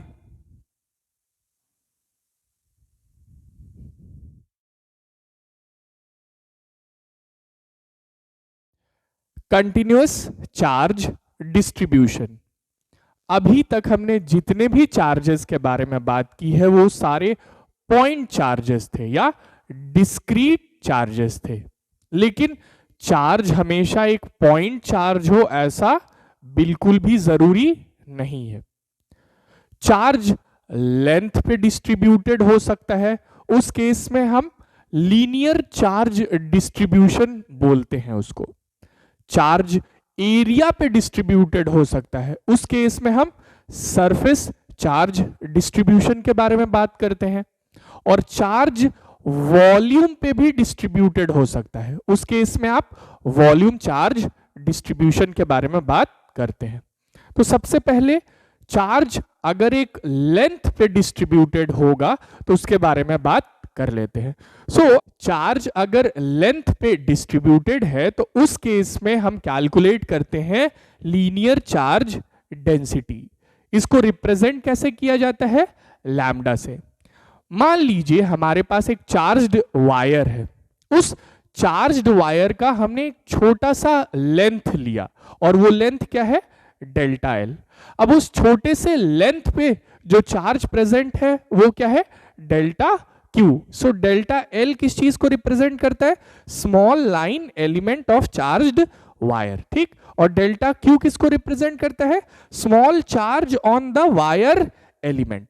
अब हमें वायर, छोटे से वायर की लेंथ पता है, उस छोटे से वायर पे जो चार्ज प्रेजेंट है वो पता है, तो हम लीनियर चार्ज डेंसिटी कैलकुलेट कर सकते हैं। कैसे, lambda is equal to charge present on that length divided by that length. ठीक है, सो इसकी एसआई यूनिट क्या होगी, कूलम पर मीटर, यहीं से आएगी चार्ज बाय लेंथ। लेकिन अगर मान लीजिए चार्ज एरिया पे डिस्ट्रीब्यूटेड है तो उस केस में हम क्या कैलकुलेट करेंगे, सरफेस चार्ज डेंसिटी। इसको रिप्रेजेंट किससे किया जाता है, इसको रिप्रेजेंट सिग्मा से किया जाता है। तो मान लीजिए हमने एक चार्ज्ड कंडक्टर का छोटा सा एरिया ले लिया जिसको हमने रिप्रेजेंट किया डेल्टा एस से। अब उस छोटे से एरिया पे जो चार्ज प्रेजेंट है उसको हमने रिप्रेजेंट किया किससे, डेल्टा क्यू से। सो डेल्टा एस किस चीज को रिप्रेजेंट करता है, small area element of the charge conductor, और delta Q small charge on that area element. अब हमें कैलकुलेट करना है क्या, सरफेस चार्ज डेंसिटी। तो वो कैसे कैलकुलेट करेंगे हम, so sigma is equal to charge present on that area element divided by that area element. ठीक है, जो चार्ज प्रेजेंट है उस एरिया एलिमेंट पे आपने उस चार्ज को उसी एरिया एलिमेंट से डिवाइड कर दिया।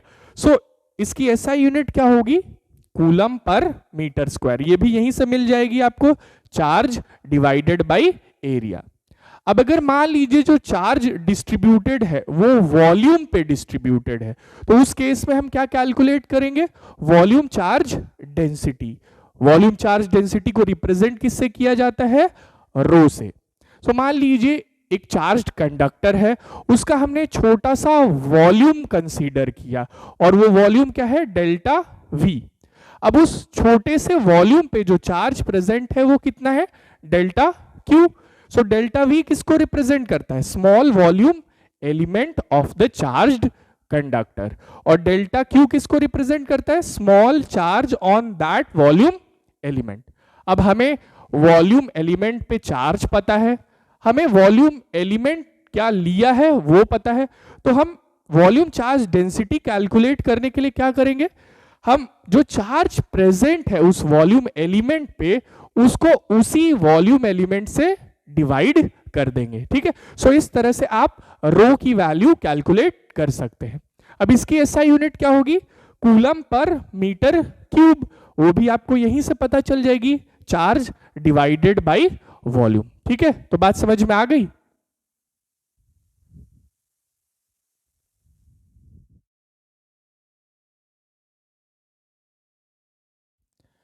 गॉस लॉ, ये एक बड़ा इंपॉर्टेंट लॉ है जिसका यूज किया जाता है एक क्लोज्ड सरफेस के साथ associated total electric flux calculate करने के लिए। ठीक है, सो गॉस लॉ का यूज क्या होता है, to calculate total electric flux associated with a closed surface. याद रखिएगा, क्लोज्ड सरफेस के साथ।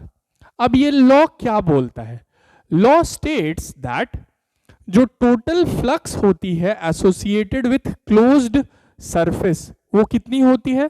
सो टोटल फ्लक्स को हम डिनोट करते हैं फाई टोटल से, और टोटल फ्लक्स कितनी होती है, 1/एप्सिलॉन नॉट टाइम्स क्यू एनक्लोज्ड। अब क्यू एनक्लोज्ड का मतलब क्या होता है, टोटल चार्ज जो क्लोज्ड सरफेस के अंदर प्रेजेंट होता है उसी को आप बोलते हैं क्यू एनक्लोज्ड। बात समझ में आ गई। एप्सिलॉन नॉट क्या होता है, एप्सिलॉन नॉट आप सब जानते हैं, that is permittivity of free space. इसकी वैल्यू कितनी होती है, 8.85 into 10⁻⁻12 coulomb square newton to the power -1 metre to the power -2। ठीक है, अब इस स्टेटमेंट को जरा समझ लेते हैं। तो मान लीजिए हमने एक क्लोज्ड सरफेस ले लिया, हमने ये स्फीयर लिया जो कि हमारा क्लोज्ड सरफेस है, इसका रेडियस r है और इसके अंदर कुछ q चार्ज प्रेजेंट है। तो q क्या है, चार्ज जो कि स्फीयर के अंदर प्रेजेंट है।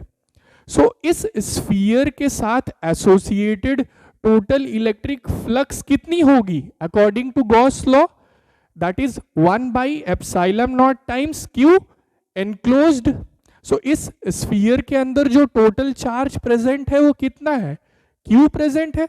सो टोटल इलेक्ट्रिक फ्लक्स जो कि इस स्फीयर के साथ एसोसिएटेड होगी वो होगी 1/एप्सिलॉन नॉट टाइम्स क्यू, क्योंकि क्यू चार्ज इसके अंदर प्रेजेंट है। बात समझ में आ गई। अब गॉस लॉ के साथ एसोसिएटेड कुछ और चीजें हैं जो आपको जाननी चाहिए। क्या, जो क्लोज्ड सरफेस आप लेते हैं उसको बोला जाता है गॉसियन सरफेस, और ये जो गॉस लॉ है ये किसी तरह के गॉसियन सरफेस के लिए लगाया जा सकता है। मतलब Gauss law is true for any shape and size of Gaussian surface. Clear है, इतना समझ में आ गया। अब मान लीजिए कोई ये बोले कि क्या एक क्लोज्ड सरफेस के साथ एसोसिएटेड इलेक्ट्रिक फ्लक्स कैलकुलेट करने के लिए गॉस लॉ का यूज करना जरूरी है, तो नहीं, बिल्कुल जरूरी नहीं है। आप बिना गॉस लॉ का यूज किए हुए भी एक क्लोज्ड सरफेस के साथ associated total electric flux calculate कर सकते हैं। कैसे, मान लीजिए हमने फिर से अपना वही क्लोज्ड सरफेस ले लिया जो कि क्या था, एक स्फीयर था जिसका रेडियस क्या है, r है। इस स्फीयर के सेंटर में हमने एक चार्ज प्लस क्यू रख दिया। अब हमें इस स्फीयर के साथ associated total electric flux calculate करनी है। तो हम क्या करेंगे, इस स्फीयर को छोटे छोटे एरिया एलिमेंट्स में डिवाइड कर लेंगे। सो ऐसा ही कोई एरिया एलिमेंट हमने ले लिया डेल्टा S1, ठीक है। अब इस एरिया एलिमेंट का डायरेक्शन क्या होगा, along the normal outward from the closed surface. So इसका डायरेक्शन बाहर की तरफ होगा, कुछ ऐसा। अब ये जो चार्ज आपने रखा है इस क्लोज्ड सरफेस के अंदर या इस स्फीयर के अंदर, ये एक पॉजिटिव चार्ज है, और पॉजिटिव चार्ज के वजह से जो इलेक्ट्रिक फील्ड का डायरेक्शन होता है वो कैसा होता है, रेडियली आउटवर्ड डायरेक्शन में। तो अब आप एक चीज देख सकते हैं कि ये जो एरिया एलिमेंट का डायरेक्शन है, डेल्टा S1 का जो डायरेक्शन है, और इलेक्ट्रिक फील्ड का जो डायरेक्शन है वो सेम है। तो अब हम डेल्टा S1 एरिया एलिमेंट के साथ एसोसिएटेड इलेक्ट्रिक फ्लक्स कैलकुलेट कर लेंगे। कैसे, हम डॉट प्रोडक्ट ले लेंगे, किसका किसका, इलेक्ट्रिक फील्ड और एरिया का। सो इलेक्ट्रिक फ्लक्स जो कि एसोसिएटेड होगी with area element delta S1, उसको हम रिप्रेजेंट करेंगे phi 1 से। और उसको कैलकुलेट कैसे किया जाएगा, हम डॉट प्रोडक्ट लेंगे इलेक्ट्रिक फील्ड और एरिया डेल्टा S1 का। सो अब इसको एक्सपैंड करेंगे तो आपको क्या मिलेगा, E delta S1 cos theta, और यहां थीटा क्या है, 0। क्यों, इलेक्ट्रिक फील्ड और एरिया एलिमेंट दोनों का डायरेक्शन सेम है। सो cos 0 कितना होगा, 1। So flux associated with area element delta S1 कितना हो गया, E इंटू डेल्टा S1। इसी तरह से इस क्लोज्ड सरफेस जो कि हमारा स्फीयर है, इस पे और भी कई एरिया एलिमेंट्स हम ले सकते हैं, और हर एरिया एलिमेंट के साथ एसोसिएटेड इलेक्ट्रिक फ्लक्स इसी तरह से कैलकुलेट कर लेंगे। और सारे एरिया एलिमेंट्स के साथ एसोसिएटेड इलेक्ट्रिक फ्लक्स जब आप जोड़ देंगे तो आपको total electric flux associated with this sphere पता चल जाएगा। और मजे की बात यह होगी कि जो total electric flux associated with the sphere आप इस तरह से कैलकुलेट करेंगे, एरिया एलिमेंट्स के साथ एसोसिएटेड इलेक्ट्रिक फ्लक्स को जोड़ जोड़ के, उसकी वैल्यू आएगी 1/ε0 टाइम्स Q, जो कि हमने कैलकुलेट की थी किसके हेल्प से, गॉस लॉ के हेल्प से, ठीक है। सो गॉस लॉ आपका काम बहुत आसान बना देता है, ठीक है, बात समझ में आ गई।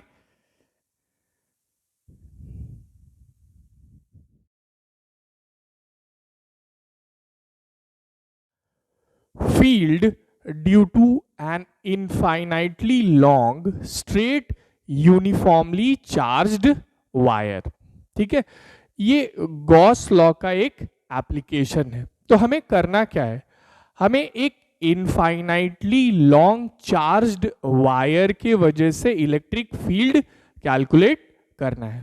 तो मान लीजिए हमारे पास कुछ इस तरह का एक इनफाइनाइटली लॉन्ग वायर है, ये चार्ज्ड भी है, यहां हमने इसको पॉजिटिवली चार्ज्ड रखा है।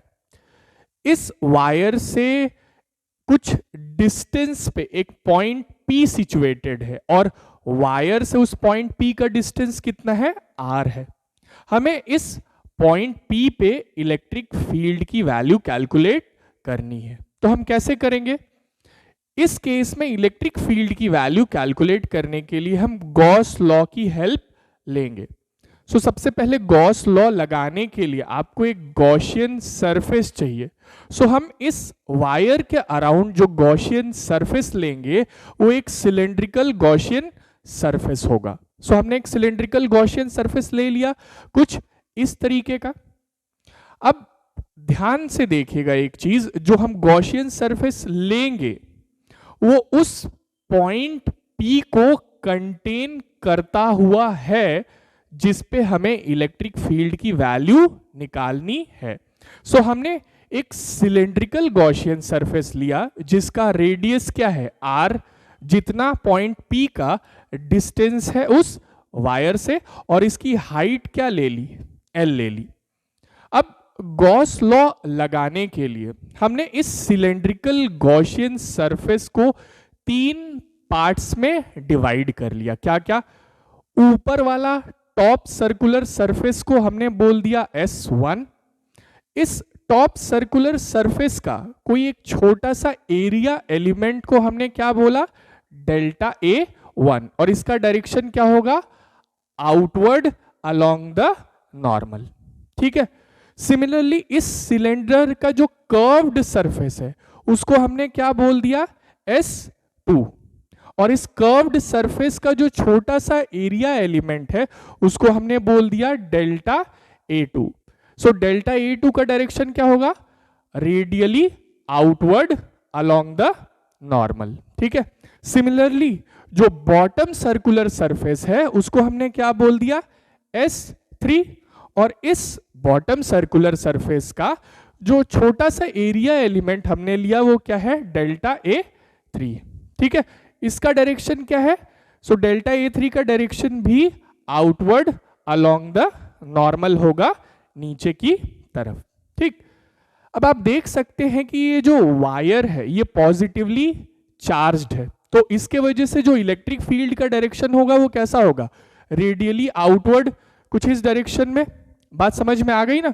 सो जो भी हमने यहाँ रिप्रेजेंटेशन यूज किए हैं वो क्या क्या है, हाइट ऑफ द सिलेंडर को हमने रिप्रेजेंट किया है L से, रेडियस ऑफ द सिलेंडर को क्या लिया है, R, और ये R वही डिस्टेंस है जो पॉइंट P का डिस्टेंस होगा वायर से। बात समझ में आ गई। सिमिलरली S1, S2, S3 क्या है, ये सरफेसेस हैं जिसमें हमने इस सिलेंड्रिकल गॉसियन सरफेस को डिवाइड किया है, और डेल्टा A1, डेल्टा A2 और डेल्टा A3 क्या है, ये उन सरफेसेस के छोटे छोटे एरिया एलिमेंट्स हमने कंसीडर किए हैं। ठीक है। अब हम गॉस लॉ लगा लेते हैं इस सिलेंड्रिकल गॉसियन सरफेस के लिए। सो गॉस लॉ क्या बोलता है, total flux associated with a closed surface is 1/ε0 times the charge enclosed within that surface. बात समझ में आई ना। इस सिलेंड्रिकल गॉसियन सरफेस के अंदर कितना चार्ज एनक्लोज होगा। सो देख लीजिए यहां जो ये वायर है ये इनफाइनाइट लेंथ का है, उसमें से सिर्फ L लेंथ वायर का इस सिलेंडर के अंदर प्रेजेंट है।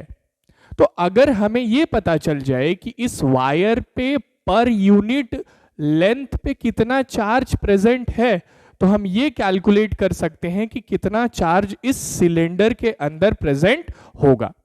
सो अगर हमें लीनियर चार्ज डेंसिटी दे दी गई, लीनियर चार्ज डेंसिटी का मतलब charge present per unit length, तो हम total charge in that cylindrical Gaussian surface निकाल सकते हैं। कैसे? लैम्डा इंटू एल करके। भाई जो लीनियर चार्ज डेंसिटी है उसको मल्टीप्लाई कर देंगे कितनी वायर की लेंथ इस सिलेंडर के अंदर प्रेजेंट है, और वो हमें क्या दे देगा, वो हमें दे देगा total charge enclosed in this cylindrical Gaussian surface. So Gauss law लगा के जो हमें टोटल इलेक्ट्रिक फ्लक्स मिली associated with this cylindrical Gaussian surface, वो कितनी है, that is 1/ε0 times lambda L, या हम बोल सकते हैं lambda L by epsilon naught. अब इस सिलेंड्रिकल सरफेस के साथ जो टोटल इलेक्ट्रिक फ्लक्स है वो एक और तरीके से कैलकुलेट की जा सकती है। कैसे? हमने इस सिलेंडर को 3 सरफेसेस में डिवाइड कर लिया है, तो हम उन तीनों सरफेसेस के साथ एसोसिएटेड इलेक्ट्रिक फ्लक्स कैलकुलेट कर लेंगे और सबको जोड़ देंगे, तो हमें क्या मिल जाएगा, टोटल इलेक्ट्रिक फ्लक्स, जो कि इस सिलेंड्रिकल गॉसियन सरफेस के साथ एसोसिएटेड होगी। ठीक है। सो टोटल इलेक्ट्रिक फ्लक्स कैसे निकालेंगे हम, हम flux associated with surface S1 को कैलकुलेट करेंगे, उसको जोड़ेंगे with flux associated with surface S2 और फिर उसको ऐड करेंगे flux associated with surface S3 के साथ। लेकिन अगर आप यहां ध्यान से देखेंगे तो जो फ्लक्स एसोसिएटेड होगी सरफेस S1 के साथ और सरफेस S3 के साथ वो 0 होगी। क्यों? क्योंकि सरफेस S1 में जो एरिया का डायरेक्शन है, एरिया वेक्टर का डायरेक्शन है और इलेक्ट्रिक फील्ड का डायरेक्शन है, वो दोनों क्या है? परपेंडिकुलर। सिमिलरली सरफेस S3 के लिए भी जो एरिया वेक्टर का डायरेक्शन है और इलेक्ट्रिक फील्ड का डायरेक्शन है, उनके बीच में एंगल कितना है? 90 डिग्री। सो सरफेस S1 के साथ जो फ्लक्स एसोसिएटेड होगी और सरफेस S3 के साथ जो एसोसिएटेड इलेक्ट्रिक फ्लक्स होगी वो कितनी हो जाएगी? 0। सो टोटल इलेक्ट्रिक फ्लक्स जो एसोसिएटेड होगी इस सिलेंड्रिकल गॉसियन सरफेस के साथ वो किसके बराबर होगी? वो बराबर होगी electric flux associated with surface S2। सो हम निकाल लेते हैं, चलिए इसको क्या निकालेंगे? Flux associated with surface S2। सो ये जो सरफेस S2 है हमारा, ये कर्व्ड सरफेस है सिलेंडर का, तो हमने इसको छोटे छोटे एरिया एलिमेंट्स में डिवाइड कर रखा है। ऐसा ही कोई छोटा एरिया एलिमेंट क्या है? Delta A2। सो उस छोटे एरिया एलिमेंट डेल्टा A2 के साथ एसोसिएटेड जो इलेक्ट्रिक फ्लक्स होगी वो भी क्या होगी? छोटी सी होगी। सो उसको हमने रिप्रेजेंट किया कैसे? डेल्टा फाई S2, मतलब छोटी सी इलेक्ट्रिक फ्लक्स जो कि एसोसिएटेड है with small area element delta A2 of surface S2। बात समझ में आ गई? सो ये कैसे हम कैलकुलेट करेंगे? ये हम डॉट प्रोडक्ट लेंगे, किसका किसका? इलेक्ट्रिक फील्ड और एरिया का। सो हमने E डॉट डेल्टा A2 किया। अब जो इलेक्ट्रिक फील्ड है और एरिया वेक्टर है वो दोनों एक ही डायरेक्शन में है, ठीक है, दोनों रेडियली आउटवर्ड डायरेक्शन में है, तो दोनों वेक्टर्स के बीच का एंगल कितना होगा? 0। सो अगर आप इसको एक्सपैंड करेंगे तो ये क्या होगा? E delta A2 cos 0, cos 0 is 1। सो क्या हो जाएगा? E delta A2। सो डेल्टा फाई S2 मतलब छोटी सी इलेक्ट्रिक फ्लक्स जो कि एसोसिएटेड है छोटे से एरिया एलिमेंट A2 के साथ ऑफ सरफेस S2, वो कितनी मिली हमें? E delta A2। So total electric flux associated with surface S2 कैसे मिलेगी? हम इन छोटे छोटे इलेक्ट्रिक फ्लक्सेस को ऐड कर लेंगे या इंटीग्रेट कर लेंगे, तो जो इंटीग्रेशन का रिजल्ट आएगा वो कितना आएगा? E इंटू 2 पाई RL। अब ये क्या है? ये इलेक्ट्रिक फ्लक्स है जो कि सरफेस S2 के साथ एसोसिएटेड है, तो हम इसको यहां सब्स्टिट्यूट कर देंगे। और ये किसके बराबर है? ये बराबर है टोटल इलेक्ट्रिक फ्लक्स जो कि उस सिलेंड्रिकल गॉसियन सरफेस के साथ एसोसिएटेड है, और वो हमने पहले ही कैलकुलेट कर रखा है with the help of Gauss law, और वो कितना आया? Lambda L by epsilon naught. अब हम दोनों को क्या कर देंगे? इक्वेट कर देंगे, तो वहां से हमें जो इलेक्ट्रिक फील्ड की वैल्यू मिलेगी पॉइंट P पे, जो कि इस चार्ज्ड वायर से R डिस्टेंस की दूरी पे है, वो कितना होगा? सो electric field at point P is lambda by 2 pi R epsilon not. ठीक है, अब एक चीज और याद रखिएगा, चूंकि ये जो वायर है ये पॉजिटिवली चार्ज्ड वायर है, तो इलेक्ट्रिक फील्ड का डायरेक्शन कैसा होगा? रेडियली आउटवर्ड डायरेक्शन में होगा। ठीक, अगर ये एक नेगेटिवली चार्ज्ड वायर रहता तो इलेक्ट्रिक फील्ड कैसा रहता? Radially inward. लेकिन दोनों ही केसेस में जो मैग्नीट्यूड होगा वो यही होगा। ठीक है, बात समझ में आ गई?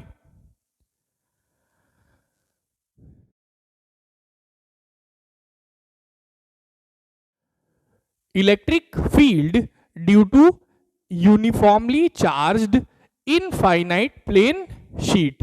सो हम इलेक्ट्रिक फील्ड कैलकुलेट करेंगे किसकी वजह से?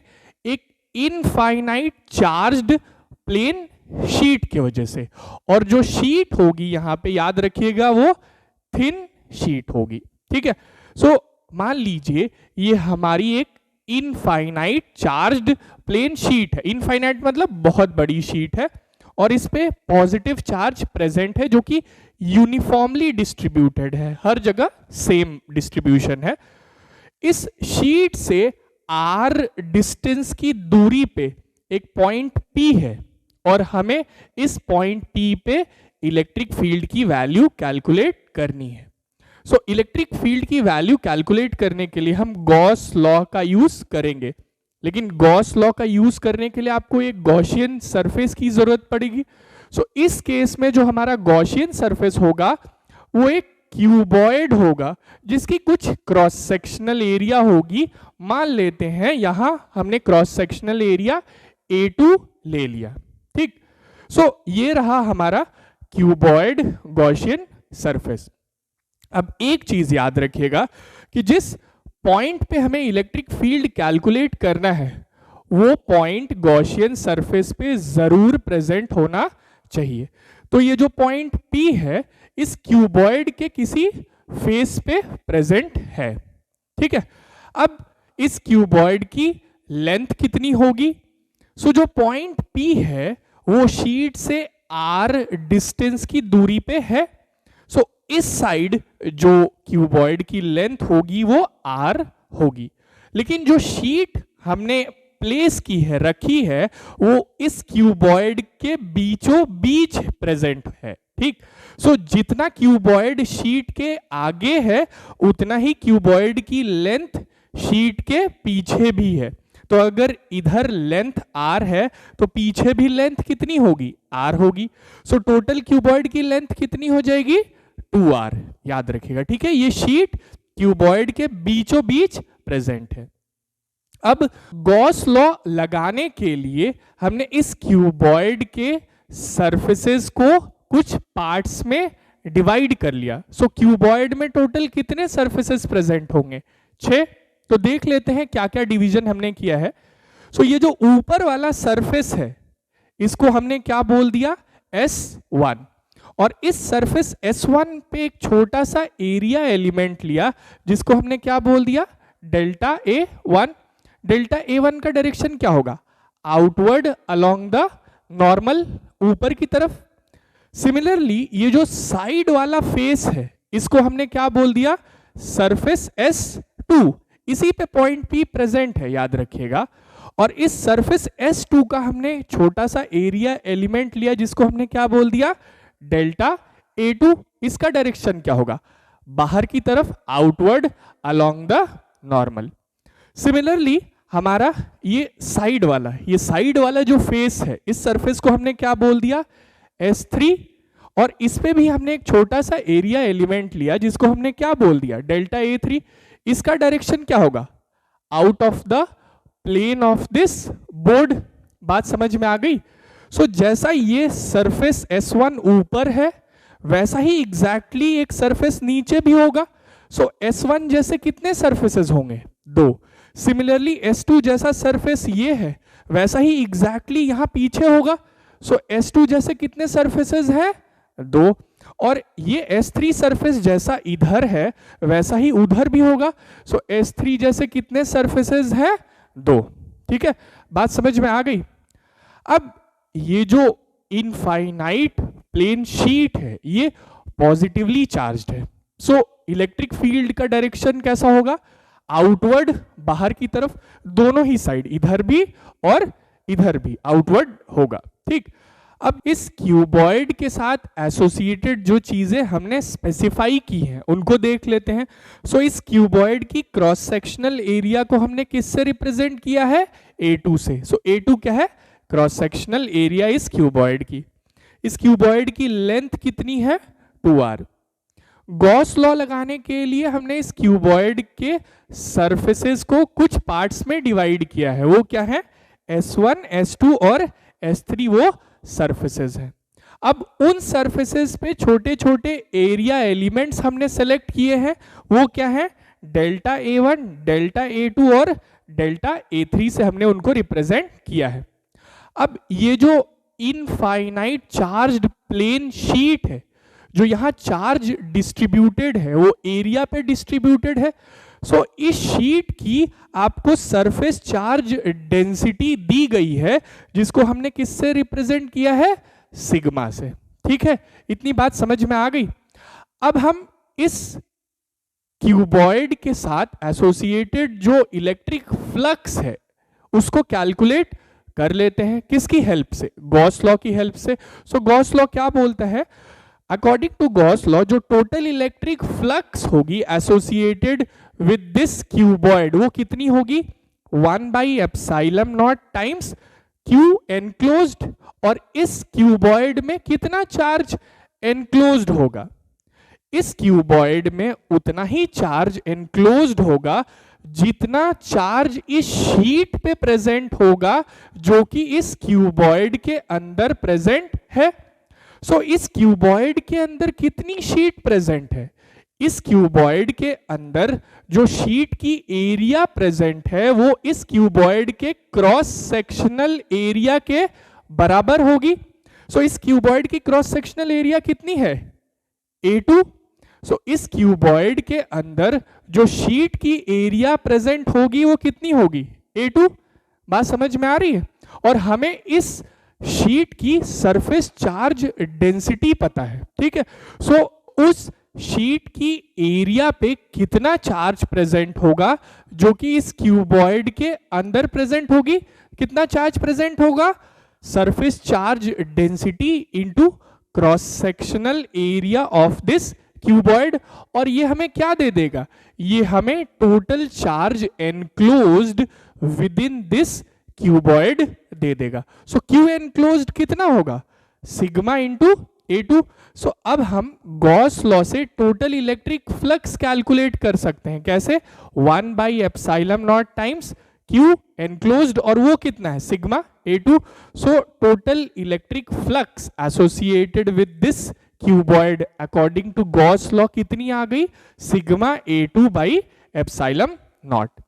अब हम टोटल इलेक्ट्रिक फ्लक्स इस क्यूबॉइड के साथ जो एसोसिएटेड है उसको एक और तरीके से कैलकुलेट कर सकते हैं। कैसे, इस क्यूबॉइड के अलग अलग सरफेसेस के साथ जो इलेक्ट्रिक फ्लक्स एसोसिएटेड है हम उसको कैलकुलेट कर लेंगे और फिर सारे सरफेसेस के साथ एसोसिएटेड इलेक्ट्रिक फ्लक्स जोड़ देंगे to obtain the total electric flux associated with this cuboid. So चलिए देख लेते हैं।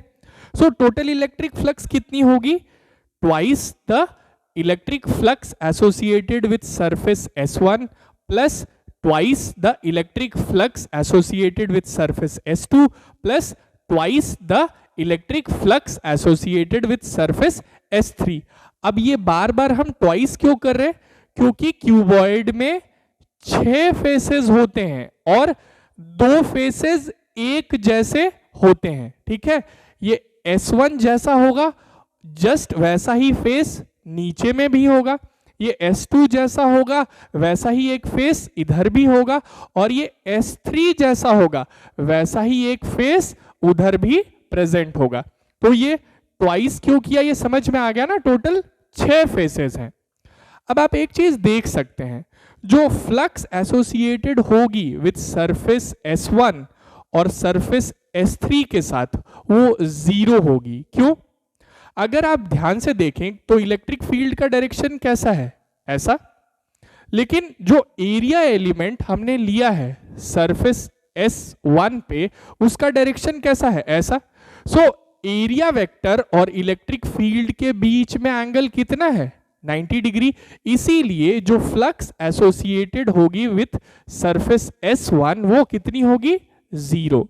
सिमिलरली S3 के बारे में देख लीजिए, ये हमारा सरफेस 3 है, इसका जो एरिया एलिमेंट हमने लिया है उसका डायरेक्शन कैसा है, ऐसा, बाहर की तरफ, और इलेक्ट्रिक फील्ड कैसा है, ऐसा। सो यहां भी एरिया वेक्टर और इलेक्ट्रिक फील्ड के बीच में एंगल जो है वो कितना है, 90 डिग्री। सो सरफेस 3 के साथ भी जो इलेक्ट्रिक फ्लक्स एसोसिएटेड होगी वो कितनी होगी, 0। ठीक है, सो इन दोनों सरफेसेस के साथ S1 और S3 के साथ जो एसोसिएटेड इलेक्ट्रिक फ्लक्स है वो कितनी आ गई, 0। सो अगर हम इसको यहां सब्स्टिट्यूट कर देंगे तो जो टोटल इलेक्ट्रिक फ्लक्स इस क्यूबॉइड के साथ एसोसिएटेड होगी वो कितनी बच जाएगी, twice the flux associated with surface S2. सो अब हम निकाल लेते हैं कि S2 सरफेस के साथ कितनी इलेक्ट्रिक फ्लक्स एसोसिएटेड होगी. सो अब ये जो हमारा सरफेस S2 है वो ऐसा है जिसपे हमारा पॉइंट P प्रेजेंट है. अब इसका हमने छोटा सा एरिया एलिमेंट लिया जो कि हमने डेल्टा A2 बोला. अब अगर आप इस छोटे से एरिया एलिमेंट के साथ एसोसिएटेड इलेक्ट्रिक फ्लक्स निकालेंगे तो वो इलेक्ट्रिक फ्लक्स भी क्या होगी, बहुत छोटी सी होगी. सो इस छोटे से एरिया एलिमेंट के साथ एसोसिएटेड जो छोटी सी इलेक्ट्रिक फ्लक्स होगी उसको हमने कैसे रिप्रेजेंट किया, डेल्टा फाई S2 से. और वो कैलकुलेट कैसे किया जाएगा, हम डॉट प्रोडक्ट ले लेंगे किसका किसका, इलेक्ट्रिक फील्ड और एरिया का. So delta phi S2 is equal to dot product of electric field and delta A2. इसको एक्सपैंड करेंगे तो कितना होगा, E delta A2 cos 0. cos 0 क्यों, अगर आप ध्यान से देखेंगे तो इलेक्ट्रिक फील्ड का डायरेक्शन क्या है, ऐसा. और ये जो सरफेस है S2, इस पे जो एरिया एलिमेंट हमने लिया है डेल्टा A2, उसका डायरेक्शन कैसा होगा, ऐसा ही होगा. सो इलेक्ट्रिक फील्ड और जो एरिया एलिमेंट है वो दोनों एक ही डायरेक्शन में है, तो दोनों वेक्टर्स के बीच में एंगल क्या हो जाएगा, 0. सो इसीलिए cos 0, और cos 0 क्या होता है, 1. सो ये किसके बराबर होगा, E डेल्टा A2. और ये क्या है, ये छोटी सी इलेक्ट्रिक फ्लक्स की वैल्यू है जो छोटे से एरिया एलिमेंट डेल्टा A2 के साथ एसोसिएटेड है जो कि सरफेस S2 पे प्रेजेंट है.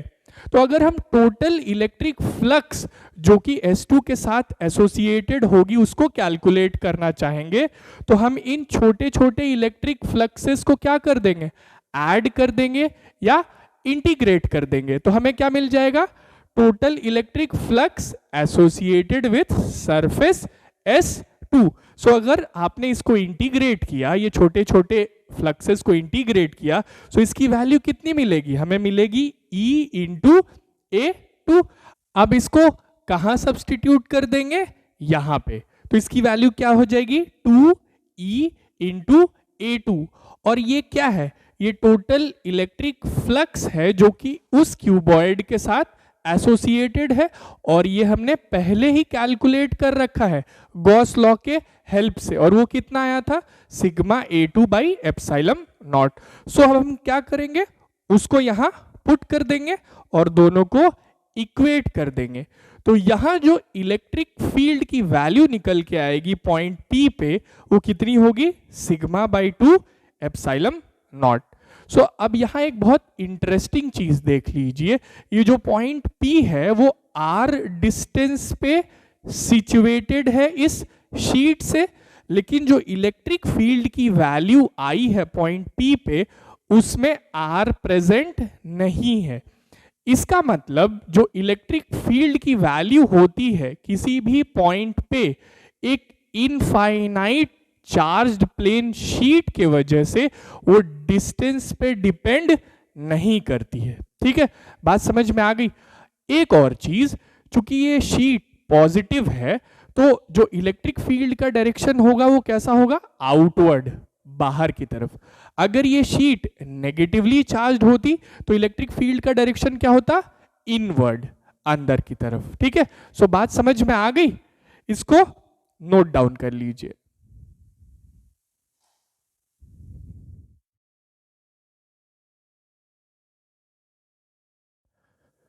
Field due to uniformly charged thin spherical shell. सो हम इलेक्ट्रिक फील्ड की वैल्यू कैलकुलेट करेंगे एक चार्ज्ड थिन स्फेरिकल शेल के वजह से, और कहा, एक ऐसे पॉइंट पे जो कि उस शेल के बाहर लाई करेगा और एक ऐसे पॉइंट पे जो उस शेल के अंदर लाई करेगा. ठीक है, बात समझ में आ गई. ये गॉस लॉ का एक एप्लीकेशन है. सो सबसे पहले हम इलेक्ट्रिक फील्ड की वैल्यू कैलकुलेट कर लेते हैं किसी एक ऐसे पॉइंट पे जो कि चार्ज्ड थिन स्फेरिकल शेल के बाहर प्रेजेंट है. ठीक, सो मान लीजिए ये हमारा थिन स्फेरिकल शेल है जिसका सेंटर क्या है, O, इसका रेडियस हमने A ले लिया. जो चार्ज इस थिन स्फेरिकल शेल पे डिस्ट्रीब्यूटेड है वो पॉजिटिव है और उसकी वैल्यू कितनी है, total capital Q charge present है इस थिन स्फेरिकल शेल के ऊपर। अब एक पॉइंट P है जो कि इस थिन स्फेरिकल शेल के सेंटर से r डिस्टेंस की दूरी पे सिचुएटेड है और वो इस थिन स्फेरिकल शेल के बाहर प्रेजेंट है। हमें इसी पॉइंट पे इलेक्ट्रिक फील्ड की वैल्यू कैलकुलेट करनी है। सो हम इलेक्ट्रिक फील्ड की वैल्यू कैलकुलेट करने के लिए गॉस लॉ की मदद लेंगे और गॉस लॉ का यूज करने के लिए आपको एक गॉसियन सरफेस चाहिए होगा। सो इस केस में जो हम गॉसियन सरफेस लेंगे वो एक स्फेरिकल गॉसियन सरफेस होगा। सो हमने एक स्फेरिकल गॉसियन सरफेस ले लिया, इसका रेडियस क्या होगा, इसका रेडियस r होगा और r वही डिस्टेंस है जो कि पॉइंट P का है इस चार्ज्ड थिन स्फेरिकल शेल के सेंटर से। ठीक है, बात समझ में आ गई। अब हम गॉस लॉ का यूज करके टोटल इलेक्ट्रिक फ्लक्स कैलकुलेट कर लेते हैं। सो गॉस लॉ बोलता है जो टोटल इलेक्ट्रिक फ्लक्स होगी associated with a closed surface वो कितनी होगी, 1/ε0 times the total charge enclosed. और इस स्फेरिकल गॉसियन सरफेस में कितना चार्ज एनक्लोज होगा, जितना चार्ज इस थिन स्फेरिकल शेल के ऊपर प्रेजेंट है और टोटल चार्ज जो इस थिन स्फेरिकल शेल के ऊपर प्रेजेंट है वो कितना है, कैपिटल Q। सो इस स्फेरिकल गॉसियन सरफेस के अंदर जो चार्ज प्रेजेंट होगा वो भी कितना होगा, capital Q। So according to Gauss law जो हमें टोटल इलेक्ट्रिक फ्लक्स की वैल्यू मिल जाएगी वो क्या होगा, 1/ε0 times the total charge enclosed और टोटल चार्ज एनक्लोज्ड कितना आया, capital Q। So total electric flux associated with this spherical Gaussian surface कितना हो गया, Q/ε0। इतनी बात समझ में आ गई। अब इस स्फेरिकल गॉसियन सरफेस के साथ एसोसिएटेड जो टोटल इलेक्ट्रिक फ्लक्स है उसको एक और तरीके से कैलकुलेट किया जा सकता है। कैसे, हम इस स्फेरिकल गॉसियन सरफेस को छोटे छोटे एरिया एलिमेंट्स में डिवाइड कर लेते हैं और उन छोटे छोटे एरिया एलिमेंट्स के साथ एसोसिएटेड छोटी छोटी इलेक्ट्रिक फ्लक्सेस की वैल्यू कैलकुलेट कर लेते हैं और उन सारे छोटे छोटे इलेक्ट्रिक फ्लक्सेस की वैल्यू को जब आप ऐड कर देंगे तो आपको total electric flux associated with this spherical Gaussian surface मिल जाएगा। ठीक है, बात समझ में आ रही है। सो हमने ऐसा ही एक छोटा सा एरिया एलिमेंट ले लिया जिसको हमने बोल दिया delta S. So delta S क्या है, इस स्फेरिकल गॉसियन सरफेस पे एक छोटा सा एरिया एलिमेंट है। इसका डायरेक्शन क्या होगा, जो एरिया एलिमेंट हमने लिया है इसके एरिया वेक्टर का डायरेक्शन क्या होगा, आउटवर्ड अलोंग द नॉर्मल। अब जो चार्ज थिन स्फेरिकल शेल है वो पॉजिटिवली चार्ज्ड है।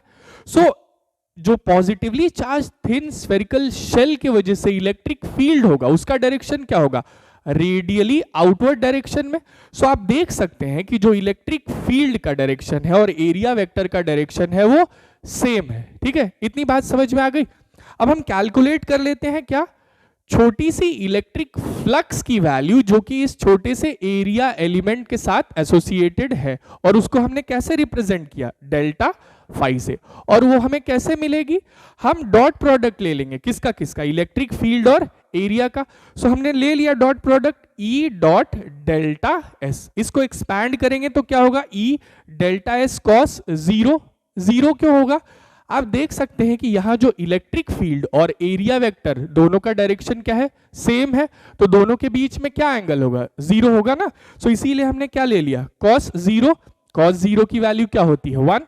सो ये क्या हो जाएगा, E डेल्टा एस। सो ये हमारी छोटी सी इलेक्ट्रिक फ्लक्स की वैल्यू है जो कि छोटे से एरिया एलिमेंट के साथ एसोसिएटेड है। इस तरह छोटी छोटी इलेक्ट्रिक फ्लक्सेस की वैल्यू को जब हम इंटीग्रेट कर देंगे, ऐड कर देंगे, तो हमें क्या मिल जाएगा, total electric flux associated with this spherical Gaussian surface. So हमने अगर इसको इंटीग्रेट किया तो वहां से रिजल्ट क्या निकल के आया है, E इंटू 4πr²। और ये क्या है, total electric flux associated with this spherical Gaussian surface. ये ऑलरेडी हमने कैलकुलेट कर रखा है गॉस लॉ की हेल्प से और वो कितना आया था, Q/ε0। सो हमने इसको यहां ले आके सब्सटीट्यूट कर दिया और दोनों को क्या कर दिया, इक्वेट कर दिया। जब आप दोनों को इक्वेट कर देंगे तो वहां से जो इलेक्ट्रिक फील्ड की वैल्यू मिलेगी आपको एट पॉइंट P, वो कितनी होगी, Q divided by 4 pi epsilon not R square. और इस फॉर्मूले को देख करके ऐसा लग रहा होगा कि जैसे पूरा का पूरा जो चार्ज है, इस चार्ज थिन स्फेरिकल शेल पे जो पूरा का पूरा चार्ज प्रेजेंट है, वो कहां प्रेजेंट है, जैसे उसके सेंटर पे प्रेजेंट है। ठीक है, इतनी बात क्लियर है। सो ये एक चार्ज्ड थिन स्फेरिकल शेल के बाहर इलेक्ट्रिक फील्ड की वैल्यू आपको ये फॉर्मूला देगा। अब हम बात कर लेते हैं, मान लीजिए कोई एक ऐसा पॉइंट है जो इस चार्ज्ड थिन स्फेरिकल शेल के अंदर प्रेजेंट है और हमें वहां क्या कैलकुलेट करना है, इलेक्ट्रिक फील्ड की वैल्यू कैलकुलेट करनी है। तो हमने फिर से वही अपना चार्ज थिन स्फेरिकल शेल ले लिया जिसका रेडियस क्या है a, इसका सेंटर O है, और फिर से जो इस चार्ज थिन स्फेरिकल शेल के ऊपर चार्ज डिस्ट्रीब्यूटेड है वो कितना डिस्ट्रीब्यूटेड है, कैपिटल Q। अब P हमारा एक पॉइंट है जो कि इस शेल के अंदर प्रेजेंट है और P का जो डिस्टेंस है सेंटर से वो कितना है, R है। सो हम फिर से इलेक्ट्रिक फील्ड की वैल्यू कैलकुलेट करने के लिए गॉस लॉ की मदद लेंगे। गॉस लॉ लगाने के लिए गॉसियन सरफेस चाहिए हमें। सो हम फिर से स्फेरिकल गॉसियन सरफेस ले लेंगे और उस स्फेरिकल गॉसियन सरफेस पे पॉइंट P प्रेजेंट रहेगा और इस स्फेरिकल गॉसियन सरफेस का रेडियस क्या होगा, R, जो कि पॉइंट P का डिस्टेंस है centre of thin spherical shell से। ठीक है, बात समझ में आ गई। सो अब हम गॉस लॉ लगा सकते हैं। सो गॉस लॉ क्या बोलता है, फिर से वही बात, total electric flux associated with the spherical Gaussian surface कितनी होगी, 1 by epsilon not times the charge enclosed within this spherical Gaussian surface. और इस स्फेरिकल गॉसियन सरफेस के अंदर कितना चार्ज प्रेजेंट होगा, इस स्फेरिकल गॉसियन सरफेस के अंदर कोई चार्ज प्रेजेंट नहीं होगा। क्यों, क्योंकि जो भी चार्ज आपने इस थिन स्फेरिकल शेल को दिया है ये इसके सरफेस पे प्रेजेंट है, आउटर सरफेस पे प्रेजेंट है, और ये गॉसियन सरफेस इस थिन स्फेरिकल शेल के अंदर प्रेजेंट है। सो इस थिन स्फेरिकल शेल के अंदर तो कोई चार्ज प्रेजेंट ही नहीं है, तो इस स्फेरिकल गॉसियन सरफेस के अंदर भी कोई चार्ज प्रेजेंट नहीं होगा। So charge enclosed within this spherical Gaussian surface कितना होगा, 0। सो उस हिसाब से total electric flux associated with this spherical Gaussian surface कितना हो जाएगा, 0 हो जाएगा। अब फिर से जो टोटल इलेक्ट्रिक फ्लक्स एसोसिएटेड होगी इस स्फेरिकल गॉसियन सरफेस के साथ, वो हम एक और तरीके से कैलकुलेट कर सकते हैं। कैसे, हम इस स्फेरिकल गॉसियन सरफेस को छोटे छोटे एरिया एलिमेंट्स में डिवाइड कर देंगे, उन छोटे छोटे एरिया एलिमेंट्स के साथ एसोसिएटेड इलेक्ट्रिक फ्लक्स कैलकुलेट कर लेंगे और उन छोटी छोटी इलेक्ट्रिक फ्लक्सेस की वैल्यू को ऐड कर देंगे to get total electric flux associated with this spherical Gaussian surface. तो ये काम हमने ऑलरेडी कर रखा है, कहां, यहां, यही किया था ना। सो यहां से जो टोटल इलेक्ट्रिक फ्लक्स की वैल्यू आई थी उस स्फेरिकल गॉसियन सरफेस के साथ एसोसिएटेड, वो कितनी आई थी, E इंटू 4 पाई R स्क्वायर। सो हम इसी वैल्यू को यूज कर लेंगे। ठीक है, सो total electric flux associated with this spherical Gaussian surface कितना आया, E इंटू 4 पाई R स्क्वायर। और गॉस लॉ के हेल्प से हमने जो टोटल इलेक्ट्रिक फ्लक्स की वैल्यू कैलकुलेट की थी वो कितनी आई थी, 0।